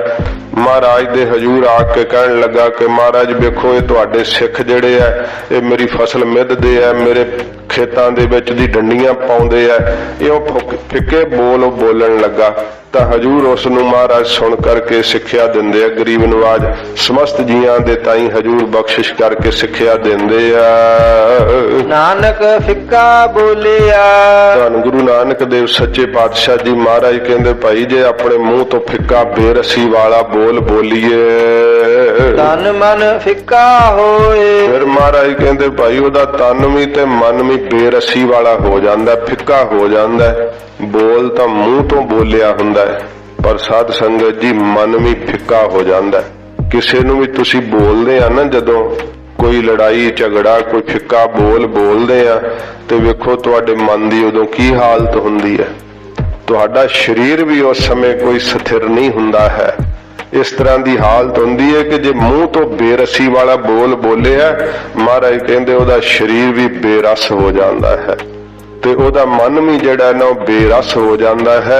ਇਹ ਮਹਾਰਾਜ ਨੇ ਪ੍ਰਤੱਖ ਵਾਕ ਕਹੇ ਕਿ ਤਨ ਮਨ ਫਿੱਕਾ ਹੋਏ। ਕੇਵਲ ਮੂੰਹ ਤੋਂ ਹੀ ਨਹੀਂ ਫਿੱਕਾ ਬੋਲ ਬੋਲਿਆ ਗਿਆ। ਵੇਖ ਲਓ, ਹੈ ਤਾਂ ਉਹ ਬੋਲਾਂ ਦੀ ਬਣਤਰ ਹੀ ਨਾ। ਜਦੋਂ ਕਿਸੇ ਨੂੰ ਤੁਸੀਂ ਕਹੋ ਆਓ ਜੀ ਮਹਾਰਾਜ ਬਹੁਤ ਕਿਰਪਾ ਹੋਈ, ਗੁਰਸਿੱਖਾਂ ਦਾ ਦਰਸ਼ਨ ਹੋਇਆ, ਜਦੋਂ ਉਹਨੂੰ ਹੀ ਕਹੋ ਕਿ ਤੂੰ ਕਿੱਧਰ ਮੂੰਹ ਚੁੱਕਿਆ, ਕਿੱਧਰ ਤੁਰਿਆ ਫਿਰਦਾ, ਐਵੇਂ ਫਿੱਕੇ ਬੋਲ ਮੂੰਹ ਤੋਂ ਬੋਲੋ ਤੇ ਫਿਰ ਉਹਦੇ ਕੰਨ ਵਿੱਚ ਜ਼ਹਿਰ ਘੁਲਦੀ ਹੈ। ਉਹੋ ਹੀ ਮਿੱਠਾ ਬੋਲ ਬੋਲੋ ਤੇ ਕਿੰਨਾ ਅੰਮ੍ਰਿਤ ਘੁਲਦਾ ਹੈ ਕੰਨਾਂ ਵਿੱਚ। ਇਹ ਸਤਿਗੁਰੂ ਜੀ ਕਿਹਾ ਵੀ ਗੁਰਮੁਖ ਬੋਲ ਬੋਲਦੇ ਮਿੱਠਾ, ਭਾਈ ਗੁਰਦਾਸ ਸਾਹਿਬ ਜੀ ਦਾ ਵਾਕ ਹੈ। ਤੇ ਉਹ ਸੱਚੇ ਪਾਤਸ਼ਾਹ ਜੀ ਕਹਿੰਦੇ ਮਿੱਠੇ ਬੋਲ ਬੋਲਣੇ ਚਾਹੀਦੇ ਆ, ਫਿੱਕਾ ਬੋਲ ਨਹੀਂ ਬੋਲਣਾ ਚਾਹੀਦਾ। ਫਿੱਕਾ ਬੋਲ ਵਿਗੁੱਚਣਾ ਖਰਾਬ ਹੀ ਹੋਣਾ ਪੈਂਦਾ ਹੈ। ਤਨ ਮਨ ਜਿਹੜਾ ਬੇਰਸੀ ਵਾਲਾ ਹੋ ਜਾਂਦਾ ਏ। ਫਿੱਕੋ ਫਿੱਕਾ ਸਦੀਆ। ਸੱਚੇ ਪਾਤਸ਼ਾਹ ਕਹਿੰਦੇ ਨੇ ਕਿ ਜਿਹੜਾ ਫਿੱਕਾ ਬੋਲ ਆਪਣੇ ਮੂੰਹ ਤੋਂ ਬੋਲਦਾ ਨਾ, ਬੇਰਸੀ ਵਾਲੇ ਬੋਲ ਬੋਲਦਾ, ਉਹਨੂੰ ਸਾਰੇ ਲੋਕ ਜਿਹੜਾ ਨਾ ਫਿੱਕੇ ਬੋਲ ਬੋਲਣ ਵਾਲਾ ਹੀ ਸੱਦਦੇ ਆ ਵੀ ਕਹਿੰਦੇ ਆ ਵੀ ਇਹ ਜਾਣ ਦੋ ਪਰਾਂ, ਇਹ ਤਾਂ ਬੇਰਸੀ ਕਰਦਾ ਹੈ। ਉਹਦਾ ਲੋਕ ਉਹਨੂੰ ਬੁਲਾਉਂਦੇ ਵੀ ਇਸੇ ਨਾਂ ਦੇ ਨਾਲ ਹੀ ਹੈ ਕਿ ਫਿੱਕੇ ਬੋਲ ਬੋਲਦਾ, ਇਹ ਬੇਰਸੀਆਂ ਕਰਦਾ, ਬੇਰਸੇ ਬੋਲ ਬੋਲਦਾ, ਇਹੀ ਉਹਦੇ ਨਾਮ ਨੂੰ ਬੁਲਾਇਆ ਜਾਂਦਾ, ਉਹਨੂੰ ਸੱਦਿਆ ਜਾਂਦਾ, ਕਿਹਾ ਜਾਂਦਾ ਏ। ਫਿੱਕੇ ਫਿੱਕੀ ਸੋਏ। ਮਹਾਰਾਜ ਕਹਿੰਦੇ ਜਿਹੜੀ ਉਹਦੀ ਸੋਏ ਸੋਭਾ ਹੈ ਨਾ ਫਿੱਕਾ ਬੋਲਣ ਵਾਲੇ ਦੀ, ਉਹ ਵੀ ਫਿੱਕੀ ਹੁੰਦੀ ਹੈ, ਉਹਦੀ ਕੋਈ ਸੋਭਾ ਨਹੀਂ ਕਰਦਾ ਹੈ, ਉਹਦੀ ਜਿਹੜੀ ਸੋਭਾ ਉਹ ਵੀ ਬੇਰਸੀ ਵਾਲੀ ਹੋ ਜਾਂਦੀ, ਜਿਹੜਾ ਬੇਰਸੇ ਬੋਲ ਬੋਲਦਾ ਏ। ਫਿੱਕਾ ਦਰਗਾਹੇ ਸੱਟਿਆ। ਜਿਹੜਾ ਫਿੱਕੇ ਬੋਲ ਬੋਲਣ ਵਾਲਾ ਸਤਿਗੁਰੂ ਜੀ ਕਹਿੰਦੇ ਭਾਈ ਪਰਮੇਸ਼ਰ ਦੀ ਦਰਗਾਹ ਵਿੱਚੋਂ ਸੁੱਟਿਆ ਜਾਂਦਾ ਫਿਰ ਨਰਕਾਂ ਦੇ ਅੰਦਰ। ਮੋਹਿ ਥੁੱਕਾ ਫਿੱਕੇ ਪਾਏ। ਫਿੱਕੇ ਬੋਲ ਬੋਲਣ ਵਾਲੇ ਦੇ ਮੂੰਹ ਦੇ ਉੱਤੇ ਲਾਂਤਾ ਰੂਪੀ ਥੁੱਕਾ ਹੀ ਮਹਾਰਾਜ ਕਹਿੰਦੇ ਭਾਈ ਪੈਂਦੀਆਂ ਨੇ, ਇਸ ਕਰਕੇ ਫਿੱਕਾ ਬੋਲ ਨਾ ਕਦੇ ਬੋਲੀਏ। ਫਿੱਕਾ ਮੂਰਖ ਆਖੀਆ। ਮੂਰਖ ਕਿਹਨੂੰ ਕਹਿੰਦੇ ਆ? ਪਿੱਛੇ ਮਹਾਰਾਜ ਆਖਿਆ ਨਾ ਕਿ ਮੂਰਖੇ ਨਾਲ ਨਾ ਲੂਝੀਏ, ਤੇ ਮਹਾਰਾਜ ਮੂਰਖ ਕਿਹਨੂੰ ਆਉਂਦੇ ਆ? ਮਹਾਰਾਜ ਇੱਕ ਤਾਂ ਕਿਹਾ ਕਿ ਮੂਰਖਾਂ ਸਿਰ ਮੂਰਖ ਹੈ ਜੇ ਮੰਨੇ ਨਾਹੀ ਨਾਉ। ਇੱਥੇ ਹੁਣ ਸਤਿਗੁਰੂ ਜੀ ਕਹਿੰਦੇ ਹਨ ਫਿੱਕਾ ਮੂਰਖ ਆਖੀਆ। ਕਿ ਜਿਹੜਾ ਫਿੱਕਾ ਬੋਲ ਆਪਣੇ ਮੂੰਹ ਤੋਂ ਬੋਲਦਾ ਨਾ, ਬੇਰਸੀ ਵਾਲੇ ਬੋਲ ਆਪਣੇ ਮੂੰਹ ਤੋਂ ਬੋਲਦਾ, ਮਹਾਰਾਜ ਕਹਿੰਦੇ ਉਹਨੂੰ ਹੀ ਮੂਰਖ ਆਖਿਆ ਜਾਂਦਾ ਹੈ। ਉਹੋ ਹੀ ਮੂਰਖ ਹੁੰਦਾ ਜਿਹੜਾ ਫਿੱਕੇ ਬੋਲ ਬੋਲਦਾ, ਬੇਰਸੀ ਵਾਲੇ ਬੋਲ ਬੋਲਦਾ ਏ। ਪਾਣਾ ਲਹਾ ਸਜਾਏ। ਮਹਾਰਾਜ ਪਾਣਾ ਕਹਿੰਦੇ ਜੁੱਤੀਆਂ ਨੂੰ, ਸਤਿਗੁਰੂ ਕਹਿੰਦੇ ਜੁੱਤੀਆਂ ਦੀਆਂ ਸਜਾਵਾਂ ਫਿਰ ਜਿਹੜਾ ਨਾ ਉਹ ਸਹਾਰਦਾ ਹੈ ਪਰਲੋਕ ਦੇ ਅੰਦਰ। ਇਹੋ ਜਿਹਾ ਮੂਰਖ ਜਿਹੜਾ ਹੈ ਮਾਰ ਮੋਹੇ ਮੋਹੇ ਖਾਏ ਵਾਕ, ਮਹਾਰਾਜ ਕਹੇ ਹੈ ਮੂੰਹ ਦੇ ਉੱਤੇ ਫਿਰ ਉਹਨੂੰ ਜੁੱਤੀਆਂ ਦੀ ਮਾਰ ਜਿਹੜੀ ਉਹ ਸਹਾਰਨੀ ਪੈਂਦੀ ਹੈ। ਗੁਰੂ ਗੋਬਿੰਦ ਸਿੰਘ ਸਾਹਿਬ ਸੱਚੇ ਪਾਤਸ਼ਾਹ ਮਹਾਰਾਜ ਨੇ ਇੱਕ ਮੂਰਖ ਜਲਾਹੇ ਦਾ ਚਰਿਤਰਾਂ ਵਿੱਚ ਮਹਾਰਾਜ ਸਾਹਿਬ ਨੇ ਪ੍ਰਸੰਗ ਲਿਖਿਆ ਹੈ ਕਿ ਉਹ ਜਦੋਂ ਆਪਣੇ ਸਹੁਰੀ ਚੱਲਿਆ ਨਾ ਤੇ ਮਾਂ ਨੂੰ ਕਹਿੰਦਾ ਮਾਂ ਮੈਂ ਕੀ ਕਹਿੰਦਾ ਜਾਵਾਂ? ਉਹ ਕਹਿੰਦੀ ਉੱਡਦਾ ਜਾ ਉੱਡਦਾ ਜਾ।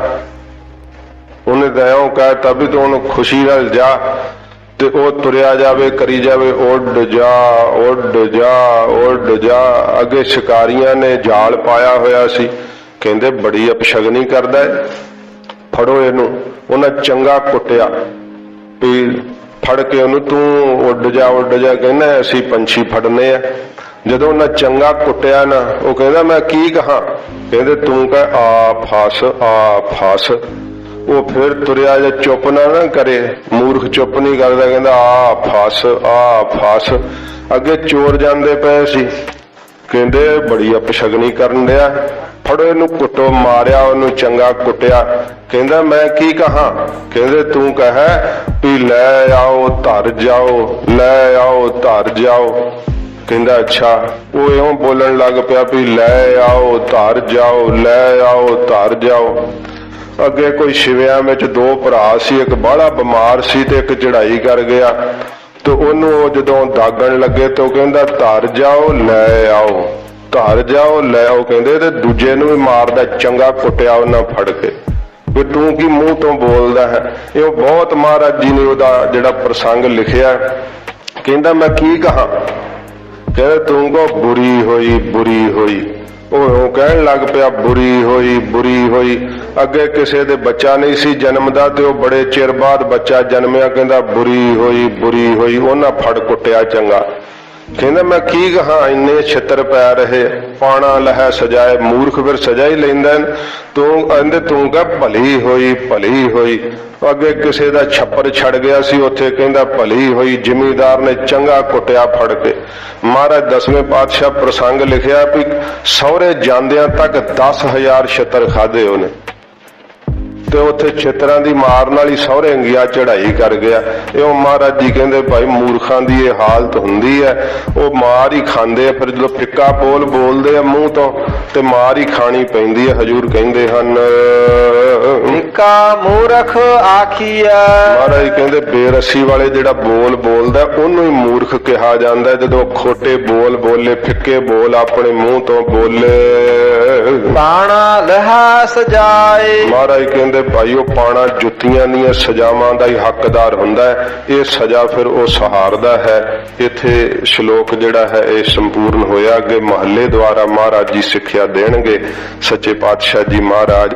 ਇਹ ਪ੍ਰਕਰਨ ਸ਼ਲੋਕ ਦਾ ਆਪਾਂ ਕੱਲ ਨੂੰ ਜਿਹੜਾ ਹੈ ਉਹ ਸੰਪੂਰਨ ਕਰਾਂਗੇ। ਮਹਾਰਾਜ ਜੀ ਰਹਿਮਤ ਕਰਨ। ਸਤਿਗੁਰੂ ਜੀ ਇਹ ਸਤਿਗੁਰਾਂ ਜੀ ਨੇ ਵੇਖੋ ਫਿੱਕਾ ਬੋਲਣ ਦੀ ਮਹਾਰਾਜ ਦੱਸਿਆ ਕਿ ਕੀ ਸਜ਼ਾ ਮਿਲਦੀ ਹੈ, ਤੇ ਤੁਸੀਂ ਵੇਖੋ ਜਿਹੜੇ ਗਾਲਾਂ ਕੱਢਦੇ ਉਹਨਾਂ ਦਾ ਕੀ ਹਾਲ ਹੋਊ, ਜਿਹੜੇ ਕੌੜੇ ਵਾਕ ਬੋਲਦੇ ਉਹਨਾਂ ਦਾ ਕੀ ਹਾਲ ਹੋਊ।